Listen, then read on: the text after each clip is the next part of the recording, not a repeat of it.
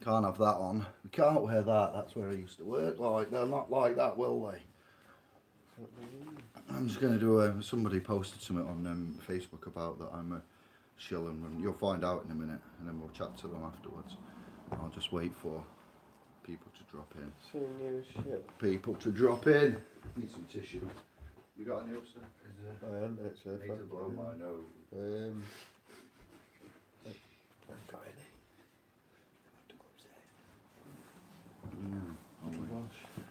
I will wait. What? Now then, Dave, who's that? Tiny Barker. Tiny Tim. Hacker Barker, you've changed. Is it Barker? Dawson? Docker, what was that? Yeah, so it's Tiny. I'm on the phone. Alright, Sobs. YouTube. Oh, did you want to do 8th of April. No, I didn't. So I'm here with the brother from Sheffield. I'll put him on afterwards. So the thumbnail of this video says about the post that Garry Davies put up. He runs a Facebook group. He's on Facebook. Anybody that's on there may be seeing defamation of character, slander and liable comments reference my private activity as the man, and there's, I don't know what you'd call it there, slander, libel, defamation of character, bad character references, slander, and I wanted just to come on and tell you guys, because you're not directly involved with the Facebook domain, and I respect you for that, and I wanted to come on and express and highlight certain issues that are going off with regards to guys that used to be in the trust on the Facebook side of things, on the Facebook trust that we verbally expressed, that I verbally expressed, and I'm the settlor of. He was in there and he didn't like the way I was managing the politics within the group with regards to constitutional rights, with regards to Consumer Credit Act section 123 paragraph 5, the way we was going down certain avenues, and then there was in-house allegations from other groups against the admins. Example would be somebody in Scotland wanted some advice. They wanted a lot of land, mortgage, financial advice, things like that. Quite a lot of hefty. It wasn't something easy. It was about mortgages and arrears and that kind of stuff, and to do with land registry. And he said he'd go up to Scotland and he would like a donation for his time if he went up there for a few days, and incurred loss of time and money, well, credits and petrol, diesel, and he asked for some any kind of kickback for that. He was an admin in our group. He was well respected, and there was a lot of slander going off anyway about certain things and morals and ethics. So we defended that, and certain guys cropped up in there and made some noise. So we dealt with that, and I dealt with Garry, and I thought all was done when I unfriended him and cut the ties and removed him from the domain. Of late, we're having a few successes in the group. We've had another PCN ticket, privately issued parking charge penalty charge notification to an old lad and a brother I met in Sheffield when I was up here the other day. He's got in touch with us with regards to healthcare professionals, PIP and disability payments and so forth, and whilst we're helping and looking at that and taking on trustee, beneficiary and settlor, and advising him with regards to how the entitlements and benefits and who they are that you're dealing with, and how to sign without liability, and reserving your rights, and wavering, accepting the rights, keeping your rights, all rights reserved and all benefits waived. Pardon me. So he's had a ticket claim come through, notice, and it says that they've claimed there's an infraction somewhere, and it's a private company. We've won that one.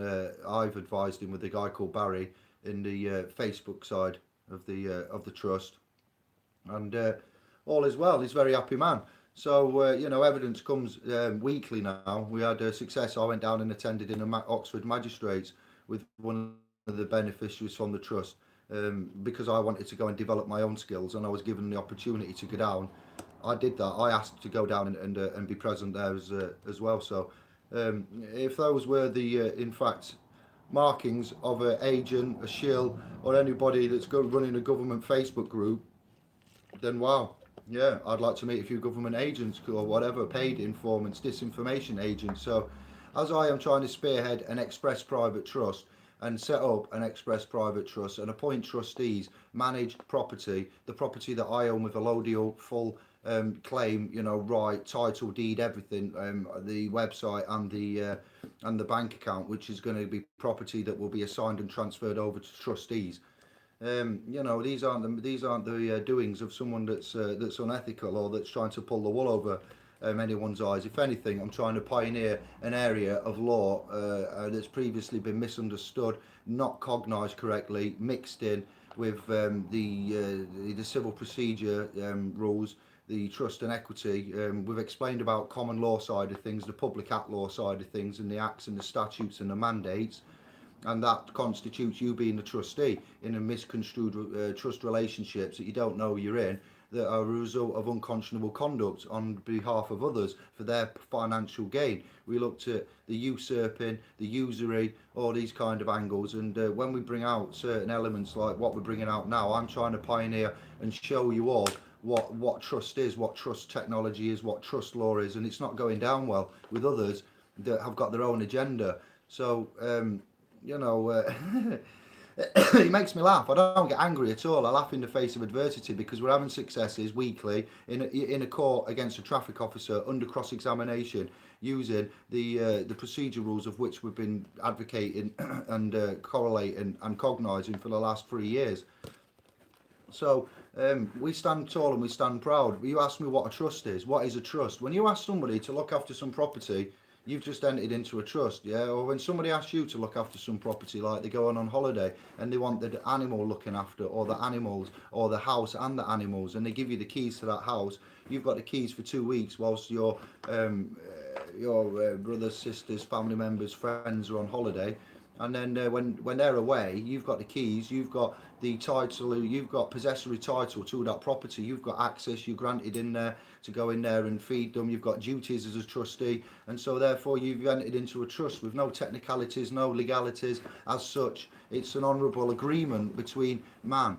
And that's been done. So you've operated in a certain type of a trust there. So if you ask somebody to look after something, and I ask Matthew to look after this car, and I'm going to go away abroad to see my mum for 6 months, and he looks after my car for 6 months, then I'd write out some documentation to say, in the meantime, he's now got the transfer of the title of the property, and I would sign that and put it into his name so he would legally, lawfully be able to manage that as a trustee. I would still be the owner, or the settlor of it, the owner or outright of the property with the allodial title, but I would submit, the property into his care and trusteeship, if you like, and he would also be benefiting from that. So he could be trustee, but he wouldn't be benefiting from it, from using it at his leisure. It's not for him to use, it would be him to look after. You can't be the trustee and the beneficiary in the trust. The same as what I've explained with the understanding and the cognition of the utility bills. When you get a utility bill and the agents are sending you that, they're sending it you from an agent capacity, and they're looking at it with a uniquely referenced meter point and a uniquely referenced blah blah blah.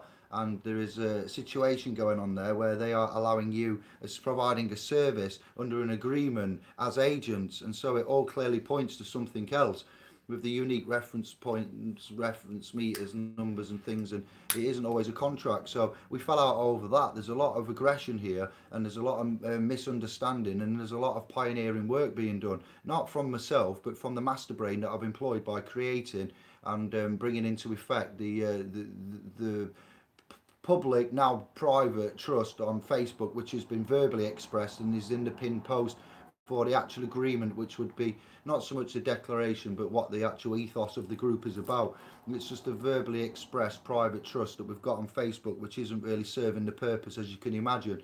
So here we are again. We've built our own domain. I've used the funds that I said I would use, as publicly donated through that first campaign that we run on fundraiser, and by the seminars and sales of t-shirts and stuff that I invested my own sweat equity into and developed for. So that private domain showing a lot of promise. We're getting out lessons for you. I'm building on the website with the technician basic lessons that are all going to be free. These are courses that you're going to take. I want you to get the knowledge. The knowledge is the power. So again, to Garry Davies, who's committing slander, defamation of character, libel. Yeah, I will find out where you live. I've put a screenshot on this video on the thumbnail. I've got my brothers and sisters on the Facebook domain looking for your address. I'm not going to come round and threaten you violently. This is a public announcement on the domain of YouTube to tell you I'm a man of honour and I act in honour and I conduct myself within equitable areas. Do you know what I mean? And I deal in equitable areas, and I'm trying to sort out an area of which you're giving me defamation, slander and libel. So I will be seeking remedies and redress for those actions, and it won't be violent. So I will go ahead and show everyone else the other side of life of which we should employ, and hold people account for their actions. And when you publicly go about doing this and you leave a big trail of evidence, and I would like to see a proof of claim for that. When you make a claim, Gary, you must provide the proof. The burden of proof is on you. I've got your claims. I'm getting reports back of what you're saying.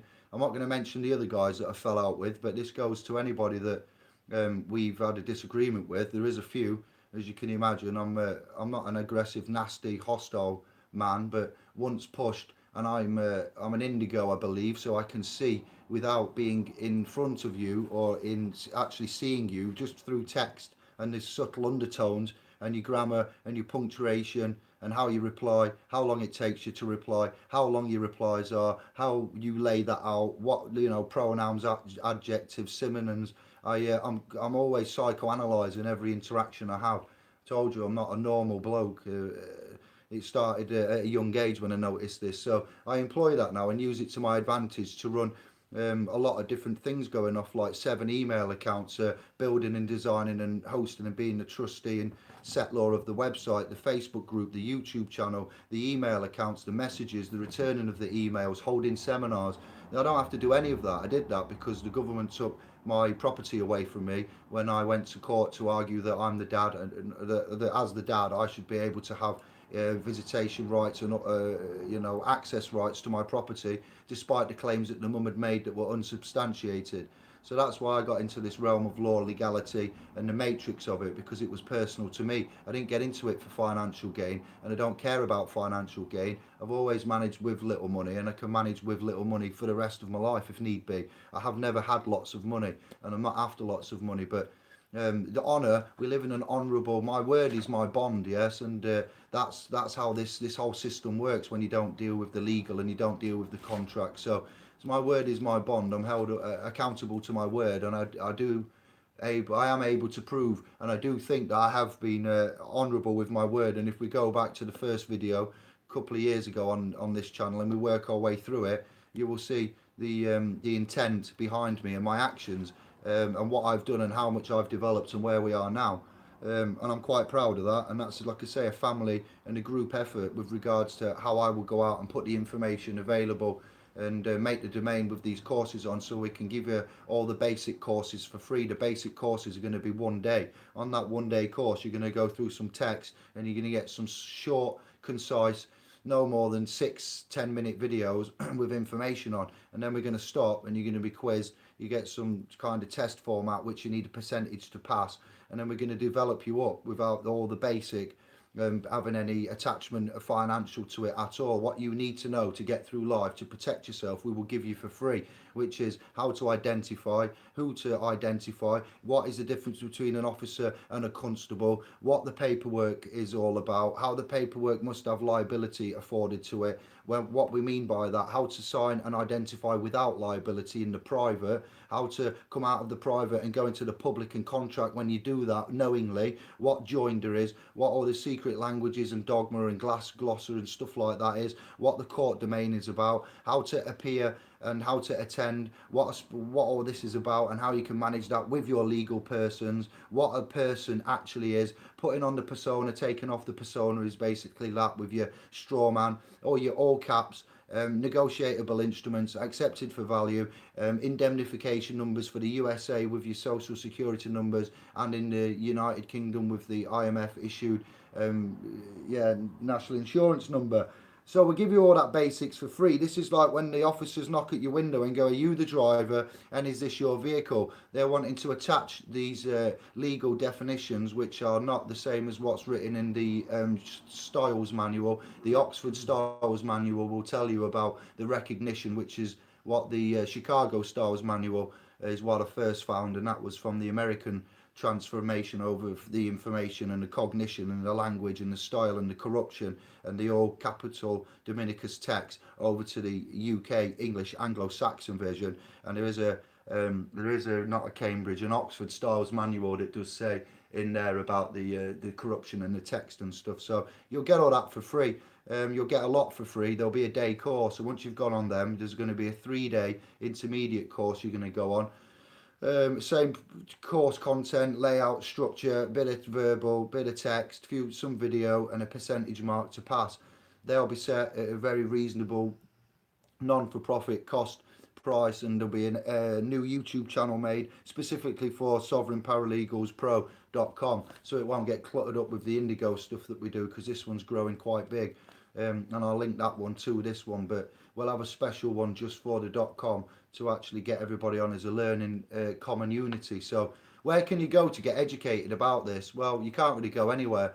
You go to university and colleges and the places where you can get schooled, not an education, because an education is where you're creative and you develop and you are allowed to blossom. A good teacher will never provide you the answers immediately and will encourage you to go off on your own and seek them out and come back and evaluate them together. Whereas a school will dictate to you the course content, not allow you to be creative, demand repetition, not allow you to deviate from the line, and it will grade you upon that core content or curriculum that it is filtered and governed to you, which is a kind of indoctrination in a way, and that's the way it must be. So with regards to the Freeman law movement, rebellion, and all the other kind of movements that are out there, they are not being effective because they are not identifying, and they're not commanding and controlling or compelling. They are using mixed jurisdictions, and they've been at it a long time, and there's a lot of frustration and anger going off with what we are doing and how we are doing it. But it isn't a product of my I never tell you anything, and this isn't a law advice. This isn't a law channel. We're not registered, affiliated, or sponsored, by anybody. We're brothers and sisters that have got special brains. I've collected quite a lot of indigos and light workers and autistic guys and misfits and rejects and the guys that think they have no purpose and that get picked on in the society out there, and they don't wear the big fashion brands, and they're not all super dried up and blinged up with the latest 2 chains and aftershaves and all this designer stuff. They're just everyday folk. They don't just come and contact me through the number that's been given,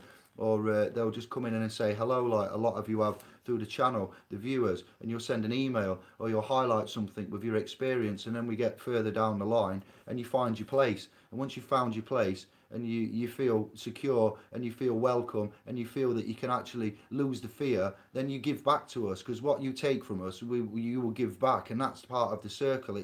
It's what you guys need. You need to know that there is no authority other than what you give to them, and how you give it to them is by deception, and they are not honourable by how they get it. So one could argue that because they are taking your authority in a deceptive and dishonourable way, then they never did once have your authority. Correct. But what it takes you to do is to be able to articulately, without going I'm not the person, I'm the body in the flesh, I demand this, where is this, you've got no securities, I am not going to agree to be the surety for this debt, blah blah blah, and being aggressive. What we can say is, we are here like this, we understand it like this is how it's going to be. I was considered in the public with full public liabilities and as the trustee of this relationship. I am the beneficiary of, for instance, the CQV or of this particular trust, and I am now correcting the relationship. You are going to go from beneficiary to trustee, and I'm going to start compelling you in your fiduciary or trustee capacity, and I'm going to become the beneficiary. You've corrected that misconstrued relationship, and they're going to start to disclaim it. Maybe that's when we have these things called mitigation and litigation. Before they litigate, they must mitigate. But we're seeing that under the CPR rules, a lot of the mitigation is getting overlooked, or it's getting skirted around because you don't know your rights. So these are one of the free courses that will be done in a day for you. What are you, who are you, and what are your rights? There you go. I'm going to shut up now and read some comments because I'll just give you a massive update, and I just want you to let it all sink in and read what you're saying. But as for Garry Davies, and my actions as a settler, I act, and my actions speak louder than the words. My words will back up what my actions have done subsequently after the utterance and enunciation of the plans and ideas and what we've done together and what you guys want to see us facilitate. So this is very serious when you go out in the public and you make claims, especially to a paralegal who's running a paralegal group.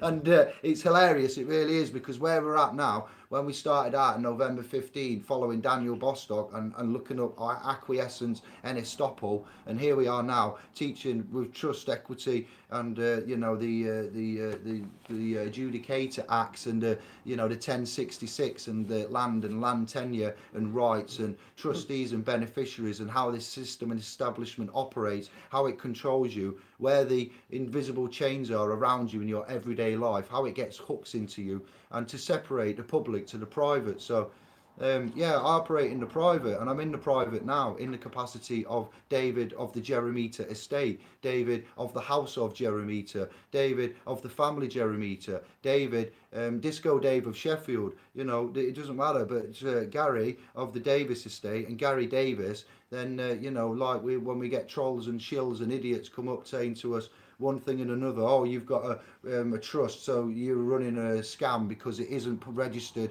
and it isn't licensed. Well, we don't need that. That's a fool's way, to go into the public and to go begging and submitting and moving on like that. We can let you know that you are allowed to operate in the private, and you don't need to have public liability, and you can afford that public liability to your public person, and you can also reside in the private as long as you follow the correct rules, of which nobody knows about. There is no secret rule book. Ignorance is no defence. The maxims in themselves are very, very blunt about how things are.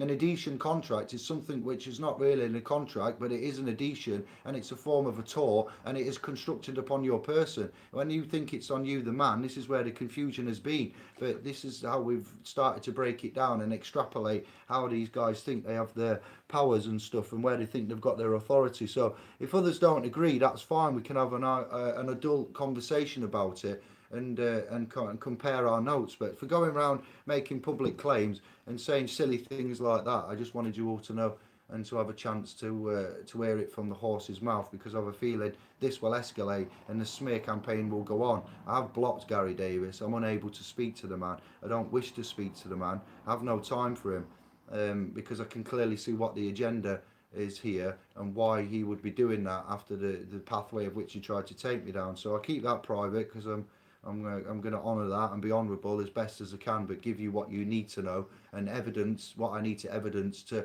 reference my character and the defamation of it, and the fact that I'm trying to build a public trust with trustees and manage property, and I don't really care to have any of this other such opinions of one put about a public domain. He should have the honourability, and he should have the decency to come to me in other ways. I plastered the phone number, the website, the emails, at least 3 of the 7 email accounts that I manage, and he's had the ample opportunity. So I don't have to defend anything. He who makes the claim has the burden of proof. So we're asking for the burden of proof publicly, like he's made the claims publicly, and then there may be a private counterclaim going in against his public claim. But he's brought in the public. I'm in the public as a speaker, as someone that's in the law movement that fights for equality, justice under natural and common laws, and just helps you understand and cognise. And I offer advice on a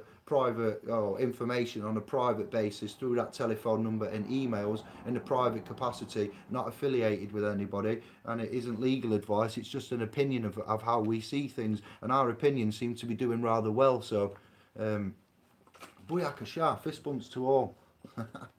Matthew, do you want to say hello to the peoples, the brothers, the sisters? It's not going to stay. Good evening, people. It's chilling. Comments. Let me read your comments and see who's in. Andy, 1, 2, 3. Yes.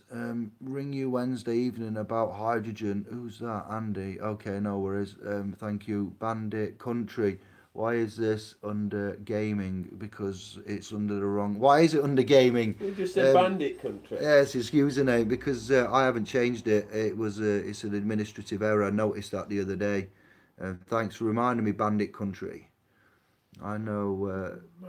Oh, because it's all a game, that's why I know. Because life is a game, the game of life, the whole world is a stage, yes? And this is all non-disclosed, important legal information for your Bandit Country. So you're playing the game of life here. This is an information, educational and entertainment channel. This is not legal advice, and I'm not licensed to give legal advice, nor will I ever give legal advice. So it is a game, and it's a game of the establishment and the, we'll say the Jesuits, the Cardinals, the Babylonians. It's going back hundreds of thousands of years. I would say, Phoenicia, everything like that. Babylon the Great. It's just some big game to them. This is live to us, though. It's real a ride. Life, brother. It's not a game. It's we a did ride, think about changing it, but then it got left back. So I had a chat with Matt, and we said no. People's made it into a. It's our life. They're treating our lives like made games. it into a so game. live trying again. I like to know that too. On Disabilities, Department of Work and Pensions Limited. John, yo all, yes John, easy brother. Jesus Jones, you made it. Who is Garry Davies? Garry Davies. He's got a brother called Steve. Used to play snooker. Garry Davies. We'll be sensible for now, and then we'll let the jokes come in after. Sure. Garry Davies is a guy on Facebook. He's a man in real life from Leeds, and he's been saying some naughty things about me. He's been making some assumptions and presumptions because he has no evidence, because my evidence is contrary to that. I've even got a video of the Oxford Magistrates Court and the judgment there and what happened. I've got everything to back up on this channel, Jesus Jones. That's why I don't change it. Yeah, look on Facebook. If you're on Facebook, you get in there and you've got links to stuff, you'll find out. And he does run a group. I'm not going to go into it too much, but thank you for the concerns. Zaire Ahmed, easy brother. Jonesy, People always bitching. Baker, Barker. I'd like to try, if possible, Dave. Try what? Remind me. I spoke a lot there. Remind me, Barker. Go look at Soundwave. Go look at Quangos councils, private companies, and their trusts. Demon face. Yeah, we'll do. We are aware. What you have to be more specific about that. But don't let Garry Davies get you down, man. Forget in peace. Yeah. We have. I have forgotten him. I'm just defending and making the public claims known publicly. This isn't going to go away. This isn't going to get forgotten. If I go and make claims about anybody else that's got anything about them, they'll be like, "Why are you saying that about me, Dave? Where have you got that from?" We might not see eye to eye, but there's no need for that. You're playing into the hands of the establishment. A lot of good people in the group. Don't let one or two idiots grind you down. No, I've got nothing but love, peace, love and light. It's empowered me even further because it shows you that the system, the agents, the shills, the guys with their groups aren't doing the same vein or aren't allowed, don't cognise what you see on Facebook. A lot of stuff gets out there in the public, and then people take it and follow it, copy it, use it, take it back to their own private groups and say, what do you think about this? If they can see what it is and how to use it, they will. And we've seen that time and time again. Like when I spoke to Ken Dost on his 20th remedy release in a year, I'm like, this man releases 2 remedies a month, and it's not funny because a lot of his followers up to the 5,000 mark were like hanging on his every word, and I'm like, I won't tell you anything's a remedy till I've got the actual proof of the pudding where they say X, Y and Z, and then we'll show it you and say this has happened, this is the result, these are the wording, verbiage, layout, statuses, context that we've used and how we've got through that. And like I said, with the free letter process principle, Daniel Bostock, get out of debt free, and what was mostly around in the public domain and in being sold to you in packs for money, it said notice the principle, notice the agent principle. Then it was going into the body of words there, which is a conditional acceptance, and it was mixing up the jurisdictions because that's trust and equity and that's public area. So why would you have 2 on the same? You wouldn't. So we see that we've done a lot of work, a lot of extensive work. That's thanks to the Indigos, the light workers, these crazy chats that we have here, the watchbacks. Now we're doing Google Hangouts. I've put the email address of ukfreedomproject@gmail.com. I want you to email that. If you'd like to go on a Google Hangout next, we are able to do that now. If you go on the channel, you'll maybe see one that me and Andy did on. I did an Easter Sunday, well around the Easter time, on the Sunday of Easter if you are celebrating that. I did a talk about religion and social culture, social politics. I was given some documentation by a worker where I used to work, one of the employees that I was managing, and he had given some documentation to Derby Council about religions and cultures and beliefs and how you could easily offend somebody if you don't know the simplest thing about the culture. So that was done by me and Andy, like I say, on that Easter Sunday weekend. That went well. We know how to control everything, invite you, get the panel set up, put it onto the channel, send a link for the channel for everyone to watch, and get you all your video and sound set up. So we can have a look at having 5 or so on a chat. This is obviously because I get a lot of global or realmly viewers from other continents. So I'd like to correlate New Zealand, Australia, Darren Jennings and certain others that watch in Australia, New Zealand, America. I've even told you about the guy that claimed to own the Disney Club, Robbie Iger has came along and said that he's got some issues and he needs some help. Don't, man, it's my video, and yeah, he's saying bullshit there, pretending. So if you watch this back, Robbie, it's just that it's hard for most people to believe. I've taken a lot of flack about it, but I am a good what we say, spiritual, soulful man. So I understand about the complexity about KGB and Cold War and governments and psyops and things. So I'm not going to be so dismissive. I am wary of what's being said, and if man makes claim and man has no proof, then we quickly say, well, there's a lot of massive claims being made here, and this needs sorting out. Where do we start? And we start with there's certain ways of doing stuff. So there's a lot of fantasies. So I didn't mean to be flippant there, but no, I'll explain before we go. I put you on and that just while I'm talking to these. Sorry, I didn't mean to. It's all right. It's nearly finished. So yeah, it's hard to believe. He said that he was the president of not the Disney Club, the Disney Corporation, the Disney Foundation. He's told me a lot of private information. I spoke to him for an hour and a half. He presented himself on the Andy and Dave Health and Wealth show on the Facebook domain. Just came in and said he was in Los Angeles. He needs some help. His name's Robbie Iger.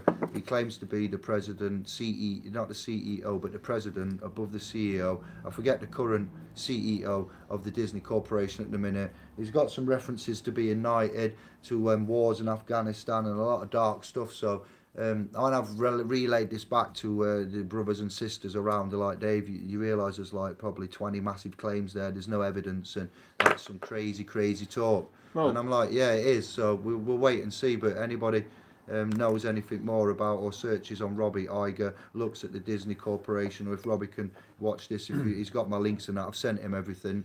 I'm worried about him, but I'm not going to waste a massive amount of time like backing anything up or going on. He claims to have been knighted for one in England for saving somebody in the war. And that was whose daughter? The bloodline of. And he knew that Fred Astaire, Ginger Rogers. Wait, just stop. I asked you one question. Yeah, I'm answering. Fred Astaire, Ginger Rogers. Ginger Rogers. So yeah, and then I was like, he said he was in the war in Afghanistan, and he ended up being used as a human shield. And the president of the Disney Corporation, being knighted by the Queen, being held and being captive and certain things like that when he was a child. I'm going to try and help this man if we can, but it's looking like we're going to need a lot of help. To me, it looks like he's a bit of it because some of his the fact he was on about we were in Afghanistan and he was careful with the data because I showed that to you. Yeah, well, you've just said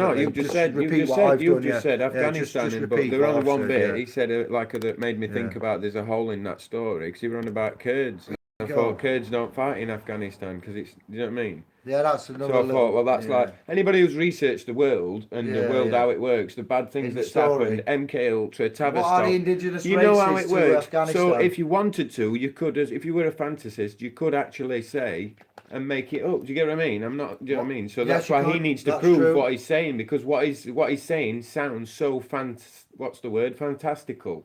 Like, do you get what I mean? It sounds made up. Afghanistan called. They are the race. They're Taliban, but Afghanis. But what I'm saying is that country connected to Kurdistan. Kurdistan is Turkey. It's landlocked. It was Turkey, Iran, Syria, and Iraq. So that's why I thought Kurds. I've never heard of Kurds fighting in Afghanistan. I've heard of Pakistan and different people and but not really Kurds, so yeah, that were a bit of a thing. But like I say, it needs to be backed up. If you can't back it up, then you can't It's just fantasy. Do you get what I mean? I can say. Yeah, but everything I've come across, I want to say everything in this law movement I've come across, I will tell you now, lies and fiction are more believable than this truth that we found. Yeah, but in another one, if he's been knighted, that looks fiction, he's in their crew, so therefore he should be able to. He said he's a true sovereign, a nobleman, and when you've got sovereign capacity, I'm like, I am a sovereign. He's like, but not a true sovereign. I went, what?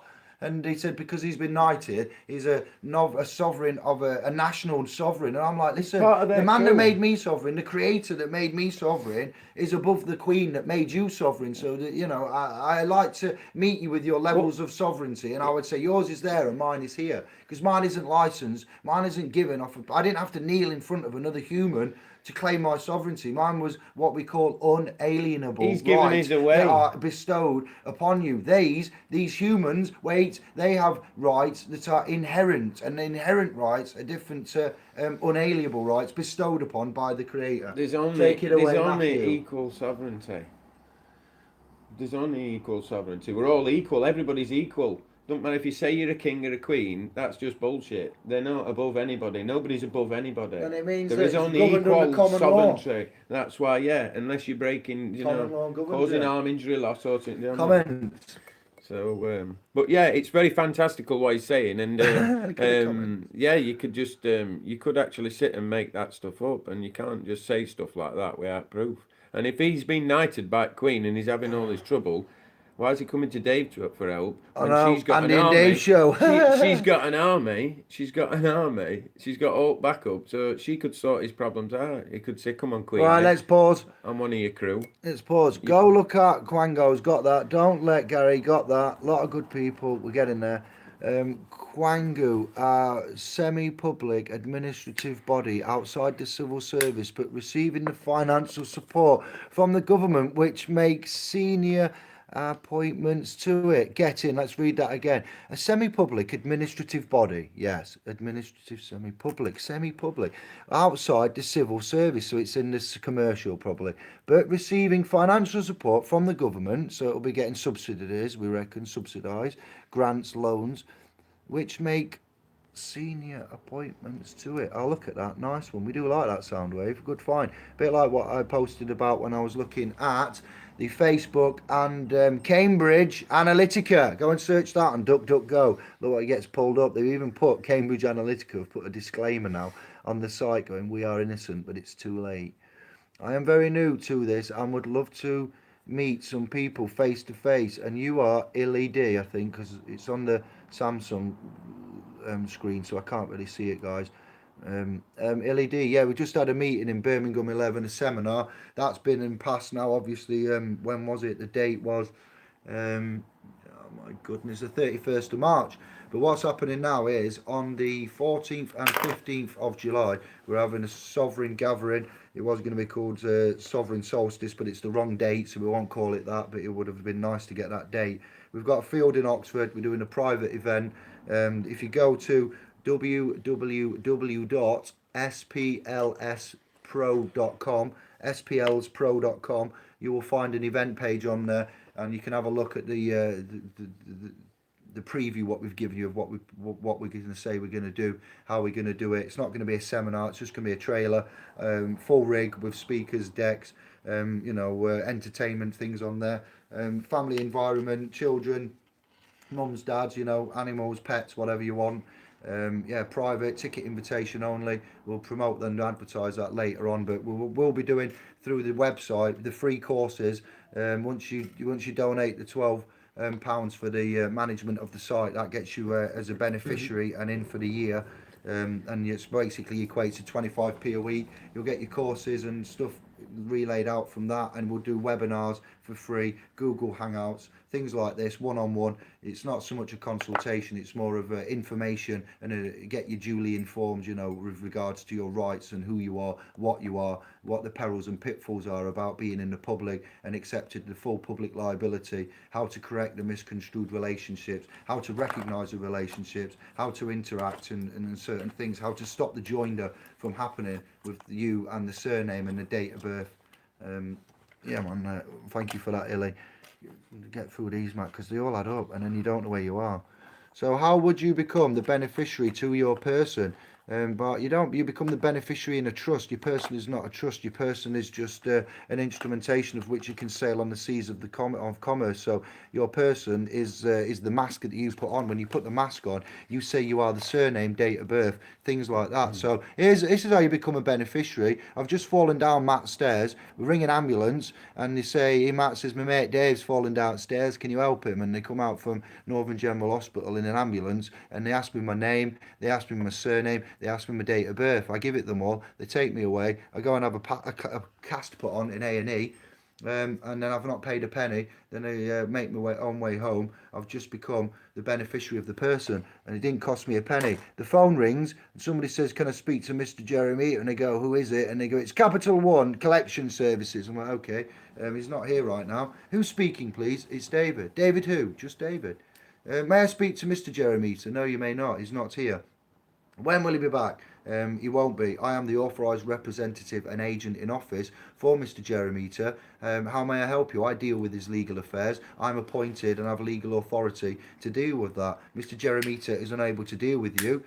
He's a legal fiction. He's an instrumentation, you know, but you haven't been taught that, because on that message at the bottom of the birth certificate where it says this document is not to be used as evidence of identity, we've used that as evidence of identity. So it's our dumbass fault for using that document and calling us names, naming ourselves what's on there, because now we've agreed to be that name. We're publicly liable for it. But you don't have to be, as it turns out. There is another way. So I hope that answers that. Snarf has just joined.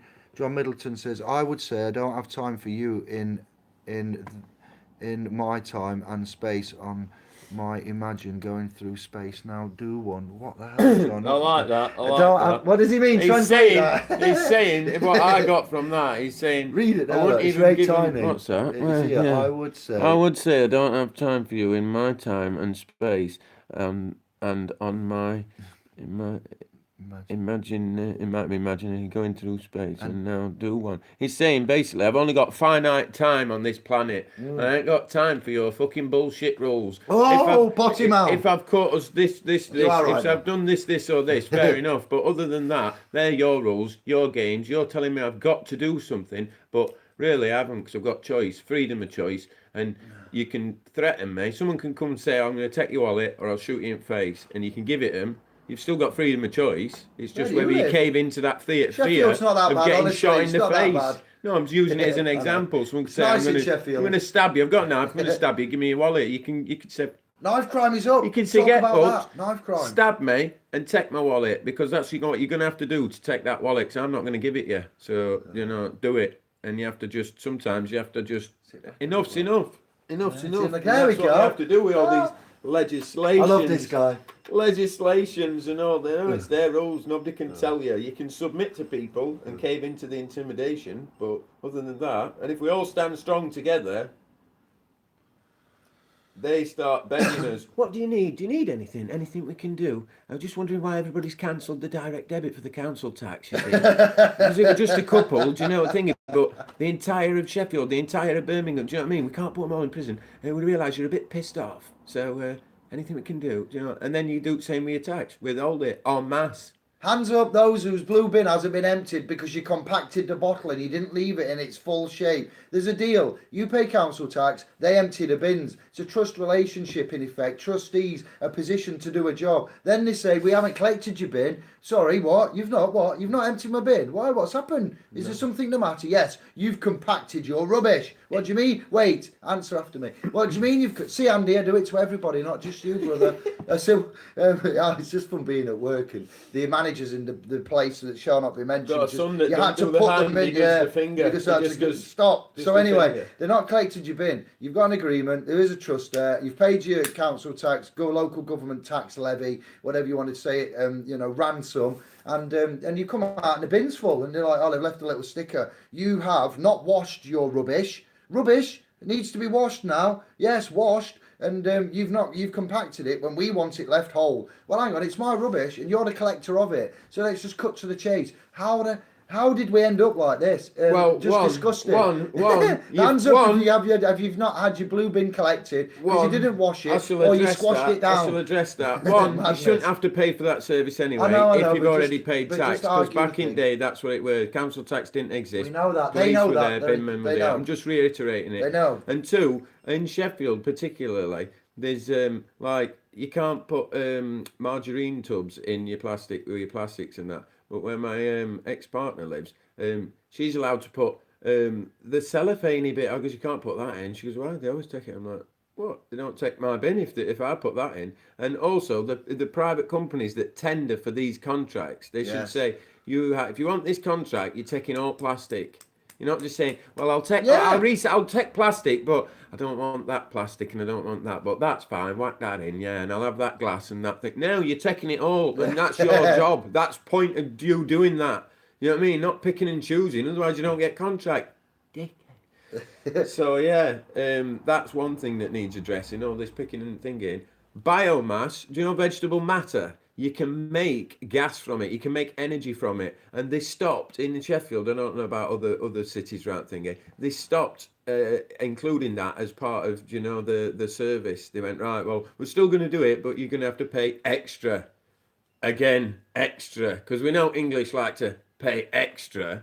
Yeah, we're all about poll tax. Oh, not pay poll tax. Change it to council tax. We changed it to council tax. Yeah, how much you want?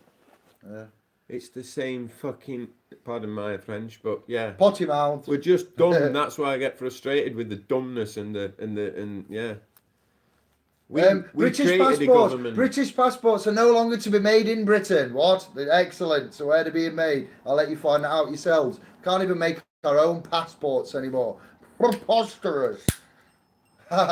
What a stand up, people, stand up. Trustees have been in the news. Public trustees at schools have had 50,000 last year increases. The trustees of public academies and public academies that are failing, and the trustees they take the money, they award themselves more money, and the government health and education department gets in touch and says, "What are you doing, giving yourselves all this money?" But there's no redress for the trustees taking that and giving themselves a pay rise. But yet the academies and the schools can't afford to buy equipment to educate and equipment to get them well, that tells me the trustees are taking money, so there's a failing in the trustees. That tells me trustees are also in the NHS. There's the £2 million, I don't know if I updated you on this, recently been paid for a hospital trust reliable for 450 deaths, but somebody's mum was committed suicide. And she committed suicide because the NHS wasn't helping her. They wasn't giving her any. She was having to prove loads of stuff. She was on there's loads of you like this that get in touch with us anyway about neglect of the mental health and where you're at there, and the NHS and the general practitioners and the synthetic drugs and what's happening and how bad you feel. We're working along. We're finding out how big this problem really is. And so this lady committed suicide because she was upset and she was at the wit's end. And the family have said, "My mum's dead because you lot are shit. And because you're shit, and because you didn't do your job, and you made her do this, and you messed up that, and you made her feel crap," she's now checked out. She said it was easier to die than to actually carry on being dealt with by the NHS. This has come to light. And I've got the name of the guy, I'm working with Dodgy Doctors, the social health minister and secretary, and all the what we call the principals that govern the agents that don't know shit underneath, that messing it all up. We've gone to the principals and we've told them we want this sorted, not those 450 deaths and the 2 suicides and the £2 million been paid out, what he's publicly apologised for in January 2018. It was something else that I'm dealing with, this private with Dodgy Doctors and his possible breach of care and neglect by the trustees. So we will write to the organ grinders, which are the principals, which are the agents, the controllers, if you like. So the agents are here, the healthcare primary care trust providers, and then the doctors and the GPs and the consultants here, and it tears up. So you go straight there, and that's what we've done. It's disgusting. Failings of trust in the academic side, in the health side, and there's 50 stabbings this year in London, by the way. Yay! There's loads to talk about, look, news-wise. What have you got? Well, that's inevitable, and that's what I say. Depression's inevitable. People committing suicide's inevitable. It's unforgivable. While ever we have our heads in sand and we don't go out and tell the people that we've put in we've set up a trust with to take care of us, but we're clearly not. They stand up in Parliament saying that we're at war every day with people, stuff like that. Do you know what I mean? So the trust's broken. Same with that when you said that about the schools are failing or whatever, the education thing. What? So they've been put in as trustees by, and obviously it's set law probably the government, but as, do you know what I mean? And we put we're set law. We're the set law of the government. Yeah. Do you know what I mean? They're the trustees that we put in government. They government set up another trust, and they're the thingy. Yeah. So them trustees that are giving them money and bonuses, they're the trustees, while that's not actually doing anything. The trust's broken. It's you know what I mean? It's void. The children are the beneficiaries. So they should be removed and sacked. We're the set laws. The children are the beneficiaries that are getting schooled, not educated. The trustees are the trust managers and the teachers. Yeah, but they deal with the government that's been put there on behalf of us. He's the principal trustee. The governments are telling us what to do. We're set laws. And we are going, okay, yeah. So what rules do we have to follow? And we have to do that. No, we need to be telling the government,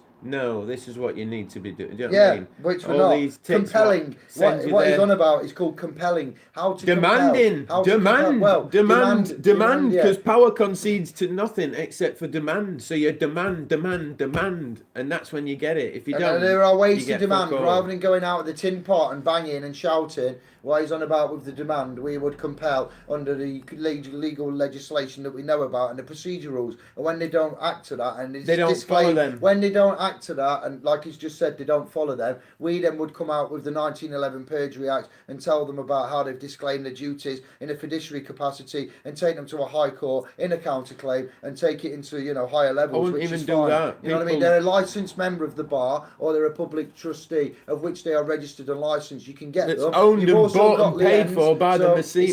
It's how you deal with it. I do it how I deal with it. He does it how he deals with it. My personal opinion on that is that all that system is bought, paid for, and run by the money system and the people that control that.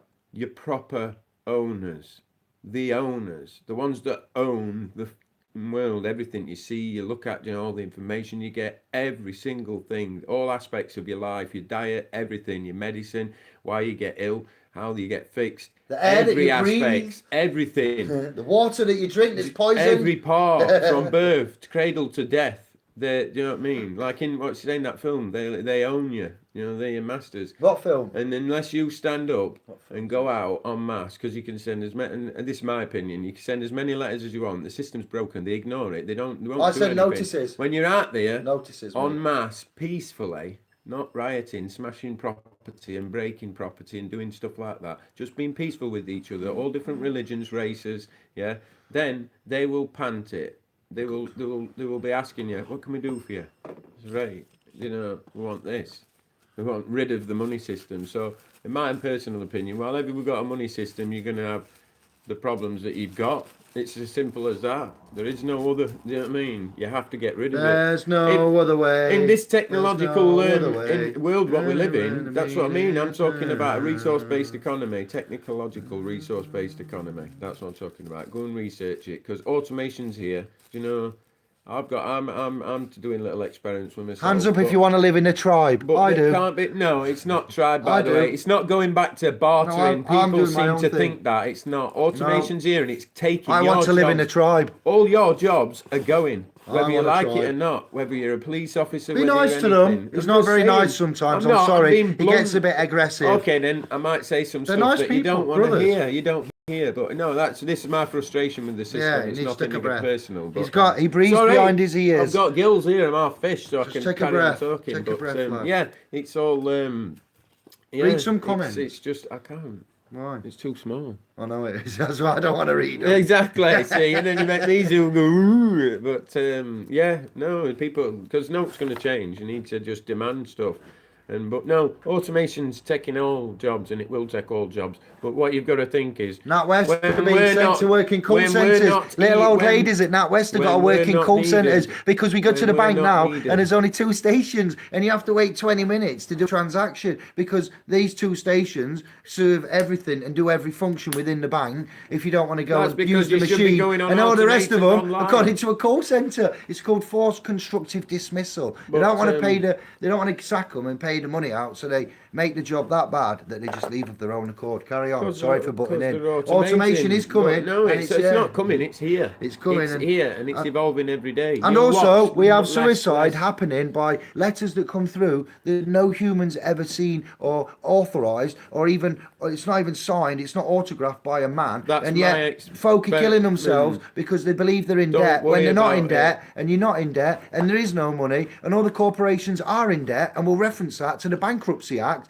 So when you come around telling man that man's in debt, no, he's not. And the corporations are soulless entities that have no rights, and the private man has lots of rights, more than a soulless corporation, and they're all in debt and bankrupt. So who owes who? Who owes who? A bailiff can only knock on your door. Who owes who? And he can knock aggressively on your door, and you can get your ego up and answer the door and say, "Who are you?" and this and that. But if you don't require any services from a bailiff, you don't want to talk to him or contract with him or anything.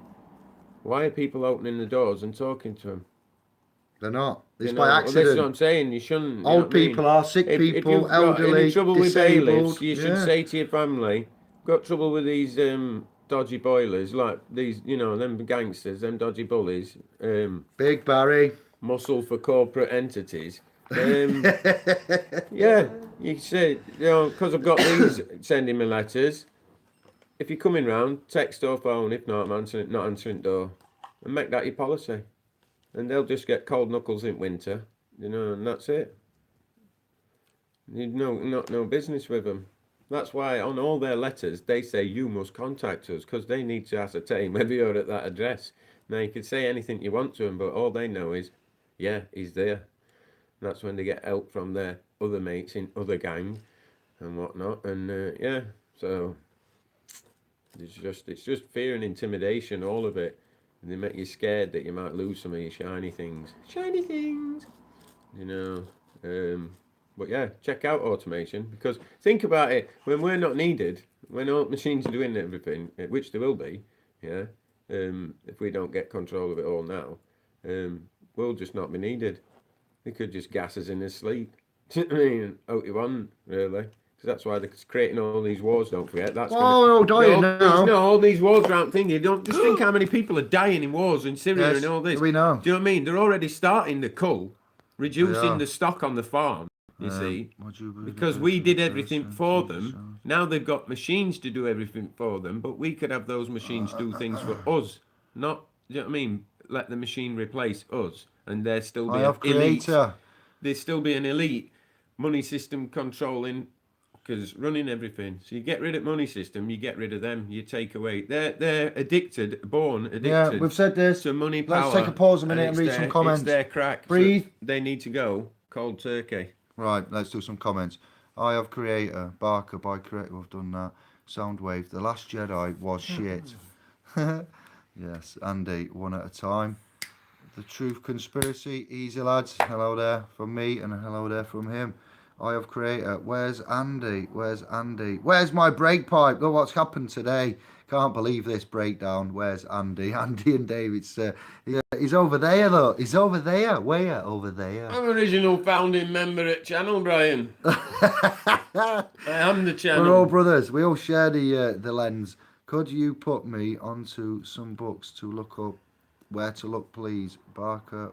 If you go onto playlist on Indiglo Child, there's Peacefully Party Systems, there's hundreds of videos on books. What topic would you like to look at? Give us a topic and tell us what, and then we'll tell you what books. And some of those videos. John Middleton, MK Ultra. Think my ex got that there with the family mind controlled without government. Really? Tavistock. Jesus Jones. Yep, true. We are all sovereigns. I have Created Dave. We'll roll it all out soon. No, Dave and Andy and SPHousePro.com. G-Star's helping. It's going to be a team effort. We've got forum management, moderators, agents. We are getting there. Yeah, it's coming together. Try YouTube. Richard Ansar on Trust Part 1, 2 and 3. Yes, Truth Conspiracy on this channel. On Indiglo there is Introduction into Trusts. 1, 2 and 3, yeah, on it's called an introduction into trust with Richard Ansar, and they're on SPHousePro.com. If they are on other domains and websites, that's because they've been downloaded from us, because they do a search prior and there was nowhere except on Facebook and one other site. So I'll be interested to see where they pop up. That'll be a good indication of who is downloading and sharing and copying, which is all good. We don't claim to own it. It's not our work. We're just presenting it and facilitating, if you like, giving you a different angle on the current legal construct and matrix. Just this is what they want. Get rid of the common law and history, and don't forget currency and money. It's going digital. Yeah, Barker. Yeah, so they don't. So if they're cutting their cost down to nothing, we just type a number into a computer. Persons of duties and liabilities. Don't even need to buy a machine Middleton, to print back paper. Back in plant feed time. John, badass. I have created 2D versus 3D. I'll leave all my plastics. Daddy let them clean the windows through the washer at the other end. Wow. Soundwave, we have to put all the bins out after 8 p.m. a day before it is collected. If the bin is overfilled, they won't take it. What, you give them extra and they won't take it? Extra profit? I'll be rubbing my hands. Leave all your bags out, we'll take them all. We bred you to consume. Too much. Yeah. Just monster consumers, and now we're saying, oh, you're consuming too much. What do you mean? And if we don't consume, then you say, oh, economy's gone down. Jesus, you fucked up money system. I didn't know that. Let the man speak. Dear Jesus, do estates come into it? I thought everybody's got one, but if you don't ask for it by the time you're 7 years old, they just keep it. You need to do some research on that. Yeah, you need to find out what you're worth and who you are. We'll sort you out a bit later, but you go on a mission on there, Barker. Let what man speak me? All send them. That was 3 comments ago, maybe, yeah. For clean, you speak a lot. I do. Or send them bill for cleaning plastics before in bin contracts come into play. Yeah, it's bullshit, John. You know, we'll take your rubbish, but it's got to be clean. Well, rubbish is rubbish. Can I interject there 1 second on a quick one? Actually, yeah, but I just want to get plastic, through. No, I'm just saying quickly. Plastic can be made from plant matter now that's biodegradable. So why are they still making it out of oil? Yeah, poisonous. Logic. Yeah. Tenants extra. Oh, send them the bill. So tenants extra. Jesus. Something about France. Truth conspiracy. Schooling is indoctrination, not education. From IOV. I've never been to the doctor since my ex left. I stopped all my medication. Went back on weed. As only did it for her. Got mad. Got to look mad. Yeah, them drugs are just evening shit. Stan, yes, dodgy. Doctors. Snarf got to go. Too late for me. All right, Stanley. Jesus says evening, hands up. I think we are going back to those days of tribes. Yes, we want to. Nomads. No, you need technological tribe. It is actually the Venus Project. He went to places where there were tribes, and he found that he said he didn't understand their culture. He took them. He said they like loads of shiny beads and stuff. They'd not really been touched by man. This tribe, and he went there and. He'd only been there 10 minutes, 20 minutes, and they'd ransacked his bag and took all his mirror and beads, but they'd left some, and he said, whoa, from his culture, it was like theft. And, whoa, you took all my stuff. And he said, because I didn't understand straight away, and he asked him, why did you take that? And they said, oh, you had too many mirrors and beads. You had more than you needed. Yeah, so he didn't understand. Then he went to the beach the next day, and he saw these old men bringing fish in.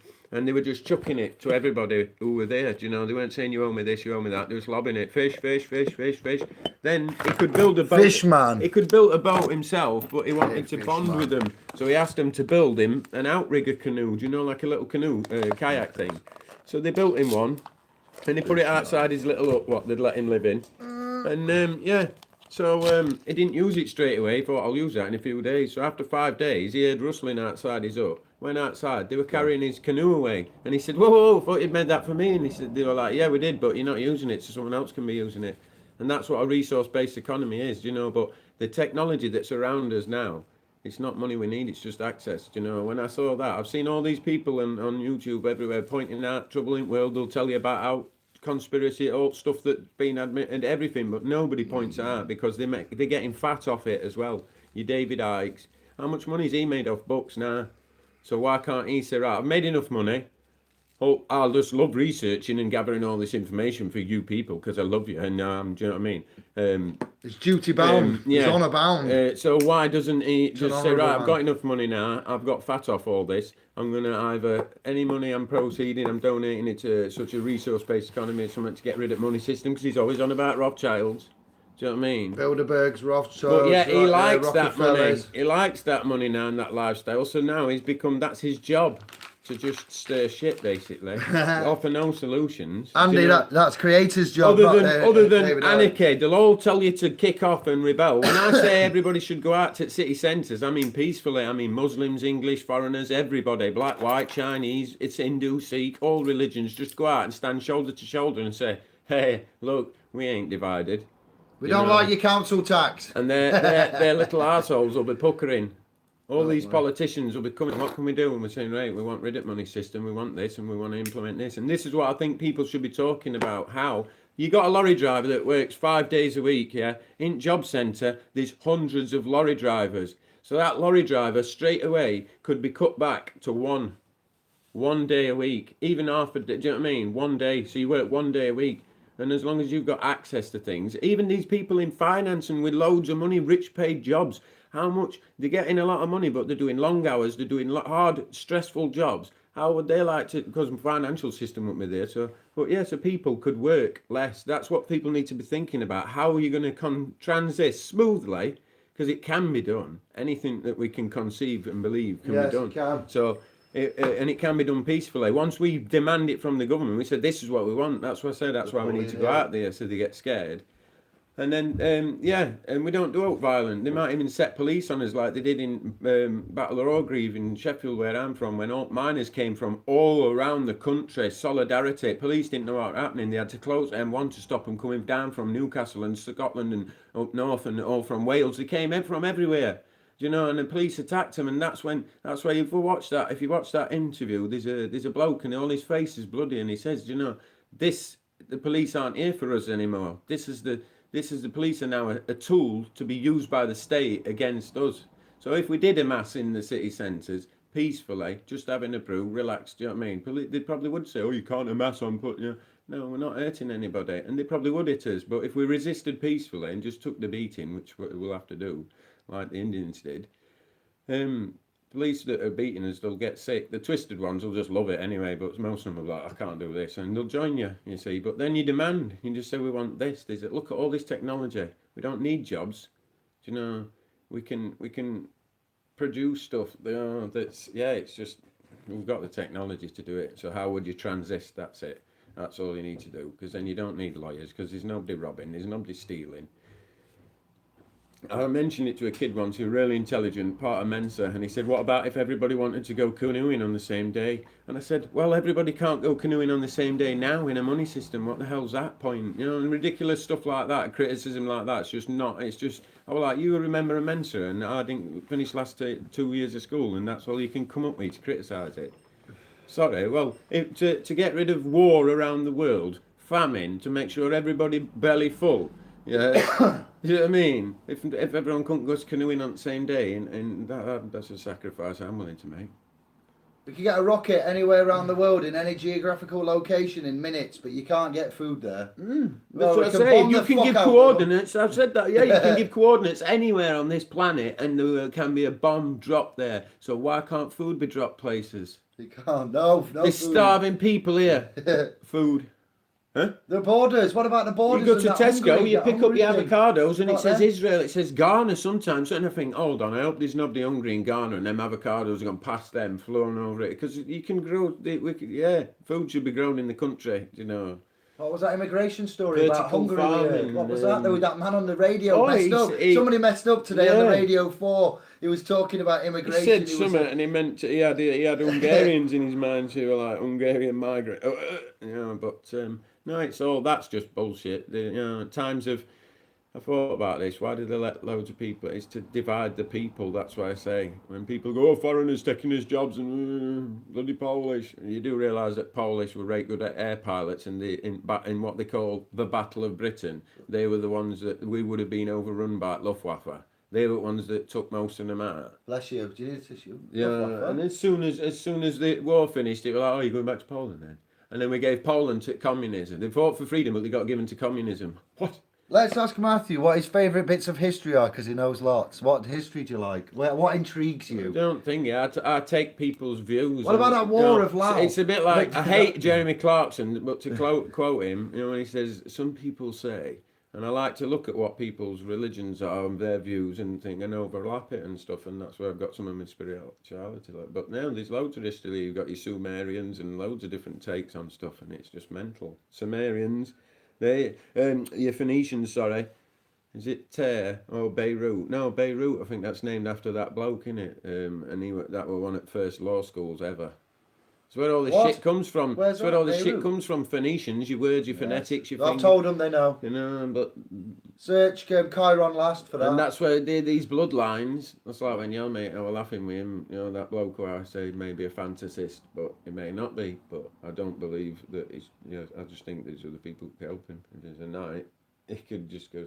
For a night, that means you want a gang. It's like becoming one at Crips, and then going to a Mexican dude and saying, I need some help, got a bit of bother. He's like, aren't you in Bloods? Yes. Aren't you in Crips? Why aren't you going to see your boys? I've been cast out. So, got a bit finger. So, yeah, I know. But no, history, it's just, history is only what we've told, we don't know. We weren't there. History's written by finger. The victors, and it's just stories. Let's go. People should ask questions. Okay, it's all about the planes. Yes, it's about the planes, the aeroplanes. Eye of Creator, Plane T Dodgy. Levels to Awakening. Yes, Roxanne. Levels. Did he say planet? I thought people were waking up. Yeah, Stan's a flat earther. Divide and rule, bro. Stanley, and anybody else out there, right? Nicely. I'm just saying. I came to an epiphany once. You know, sometimes you have these things, I like my ivies. I like to be seen now. Most of when people think about what they know, they don't know anything. They believe stuff. You see. So I've been brought up with. What is it? You're brought up with a globe, Billy, you know what I mean? So all that, it's instilled in your subconscious. So when you look at flat earth, it's like, and I do advocate the flat earth, I do thingy, but I'm not saying it is or it isn't, or it's a globe, or because I haven't got the resources and nobody else has really. If someone comes and says, look at this, I did a non-stop thing, or I flew, or come with me, I've got the resources, we're going to trek to south and we're going to go to the wall and we're going to go past it and go over it, and all this. And I can, then I'd know, but I could come back and tell somebody, but they wouldn't know. They'd have to believe me. They'd have to go themselves with their own resources to go over there to check, to say, hey, come back, say, he's bang right. But you both could be lying. So that's what I mean. Everything is belief and religion, everything. So you think you know stuff, but you don't actually, first-hand knowledge, know it for a fact. You haven't experienced it, do you know what I mean? If you pour boiling hot water on your foot, you know that hurts. And you can tell somebody that it hurts, but they don't know how much that hurts or can't have that experience tangible until they spill boiling hot water on their foot and they go, fuck me, you're right, it fucking kills. So that's what people need to remember when they're saying this and this and this. You've got, what about you? Can you prove that it's? Yeah, NASA could. NASA can prove that. Basically, NASA can prove that it's round and all this, and they can. And so people say with these equations and this, and this, and like again, I ain't got the mathematical to say no, you're wrong there because of that equation. No, only one way to know, and that's to get up in a plane and go or a rocket and go way up to, you know what I mean, or go to the South Pole or the outer edge. And go past there where the Admiral Byrd, because I do know about it. Admiral Byrd when he says about the landmass south of Thingy. He's on about that's past there. Wasn't a submarine so that must be past. And didn't they break a submarine? There's some that don't think it's just flat. It's like a dartboard going out. So you have ice, waters, and then more land masses. And they're the different, like you'd have people from a different planet. No, they're from a different part of the ring.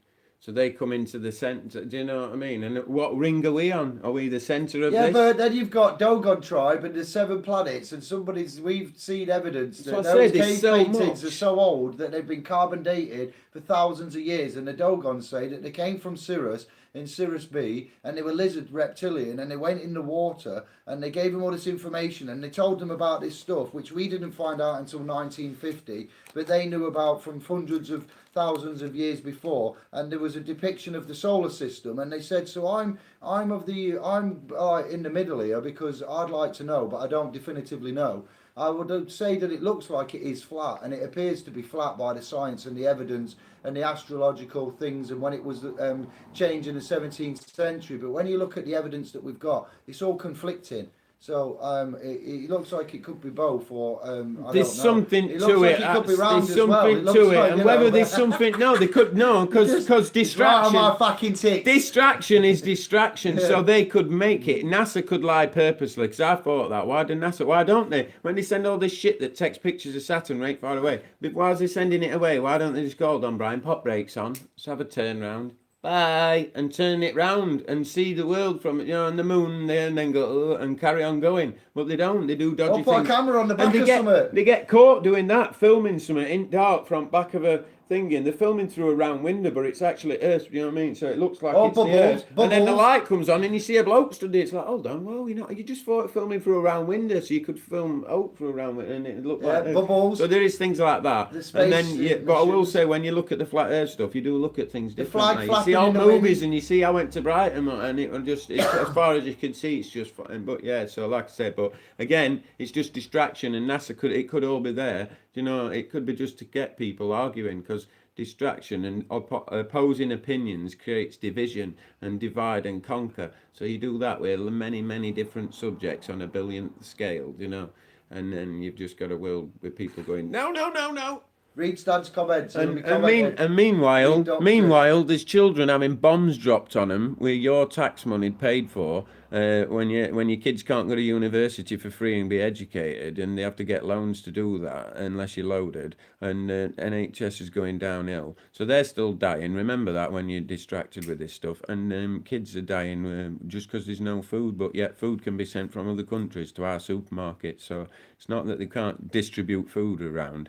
We can. It's just with the bullshit Denied. Money system. Computer says no. Money system. The money system basically in a money system you've got to have haves and haves not. So you've got to have all them African kids on telly give £3 a month for this donkeying thingy, for this child, for this, for water here, for this, and aid in Syria and this.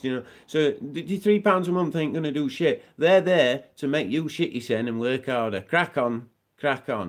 It's like the poor in any country are there to keep the middle class turning up to these jobs. Yeah, fucking look at them. Keep on turning up to them jobs. Flat Earth was on about. What, Flat Earth? What? I thought I'd covered that. I've covered that. Yeah, no, just gone from Flat Earth. I like to tangent. What about read Stan of Dodgy Doctors will be commenting. Have a look. Astronauts. Press the screen. No, I know there's them testimony. I've seen it, Stan. That's what I mean. I don't. But what I'm saying is, no matter how much you believe, you have to realise that fundamentally that is just belief, because you can't check it out. But do you get what I mean?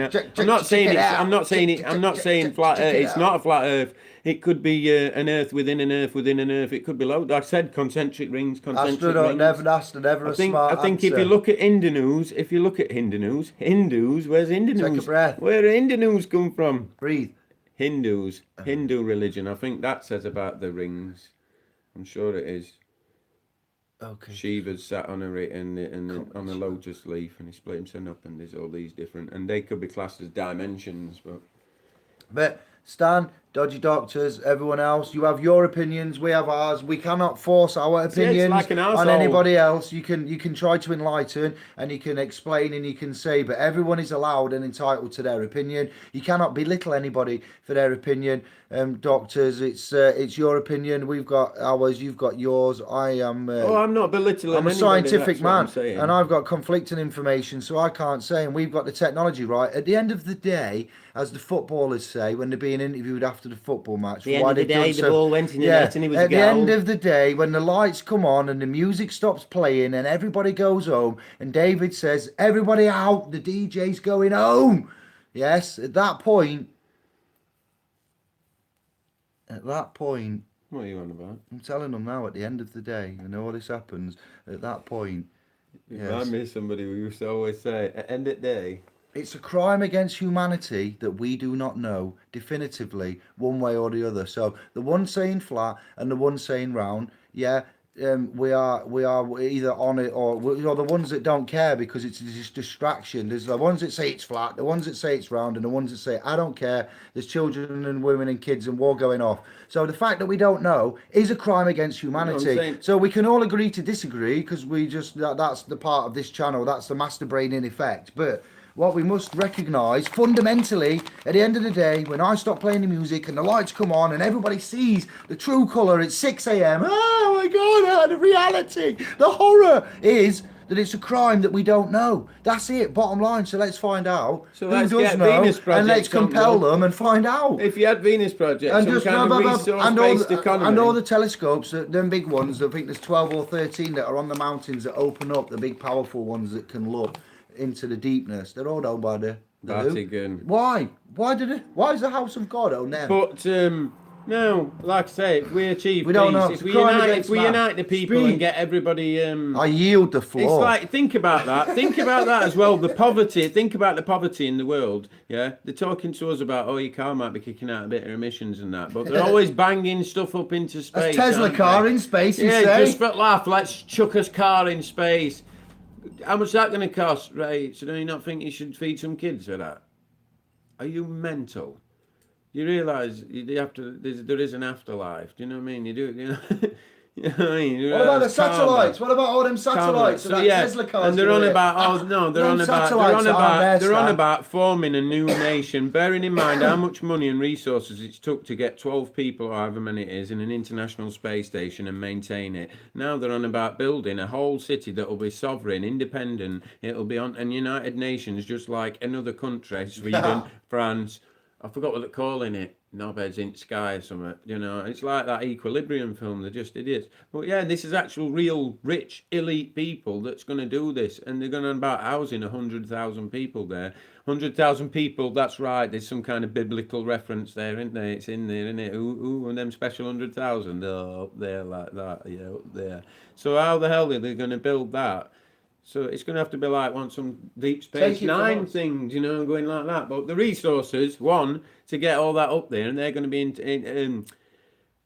in a position where they can do stuff to us and, you know, have an advantage over. So why would anybody let that happen anyway? Not unless you were a fully united planet, you know, because they can drop stuff on us, you know, and all sorts. But it's just mentalist, you know, the resources. When these kids, and they're going to do that while these kids starving in Africa and places like that. It's just bull crapple. And you know karma, if you know all about karma and law and attraction, people don't like it when I say this, but including myself, we're all getting it. We're all getting it because we don't see it. Because we don't see it, that's why we're all getting it. And that's why we deserve everything we get from this system.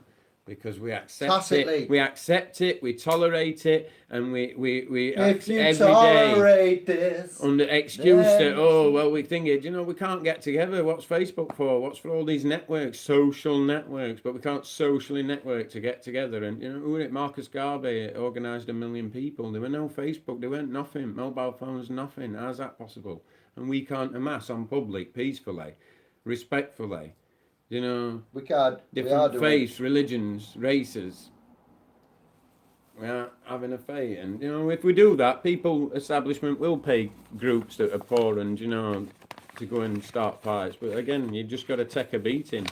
If you're big and hard enough, you'll take that beating. You know. But those people take a beating every day or every week when they get the that's what I'm saying. How about you pay your money out? You're getting a financial beating. What he means there, you're getting beaten physically. By the club, George Carlin, the same club that you're not in, that they beat you around the head with. You've got a legal construct. You have a letterbox. Your letterbox is classed as the opening to your office, the private dwelling of which your body resides in. Yes, is your dwelling. That is classed as an office because you have a postcode and a letterbox. Letters come into that office. You open those letters in that office as the authorised agent in office for that legal name. But now everyone's waking up to the fact they're not the legal name. What do you mean I'm not Mr. John Smith? No, you're not Mr. John Smith. You're John.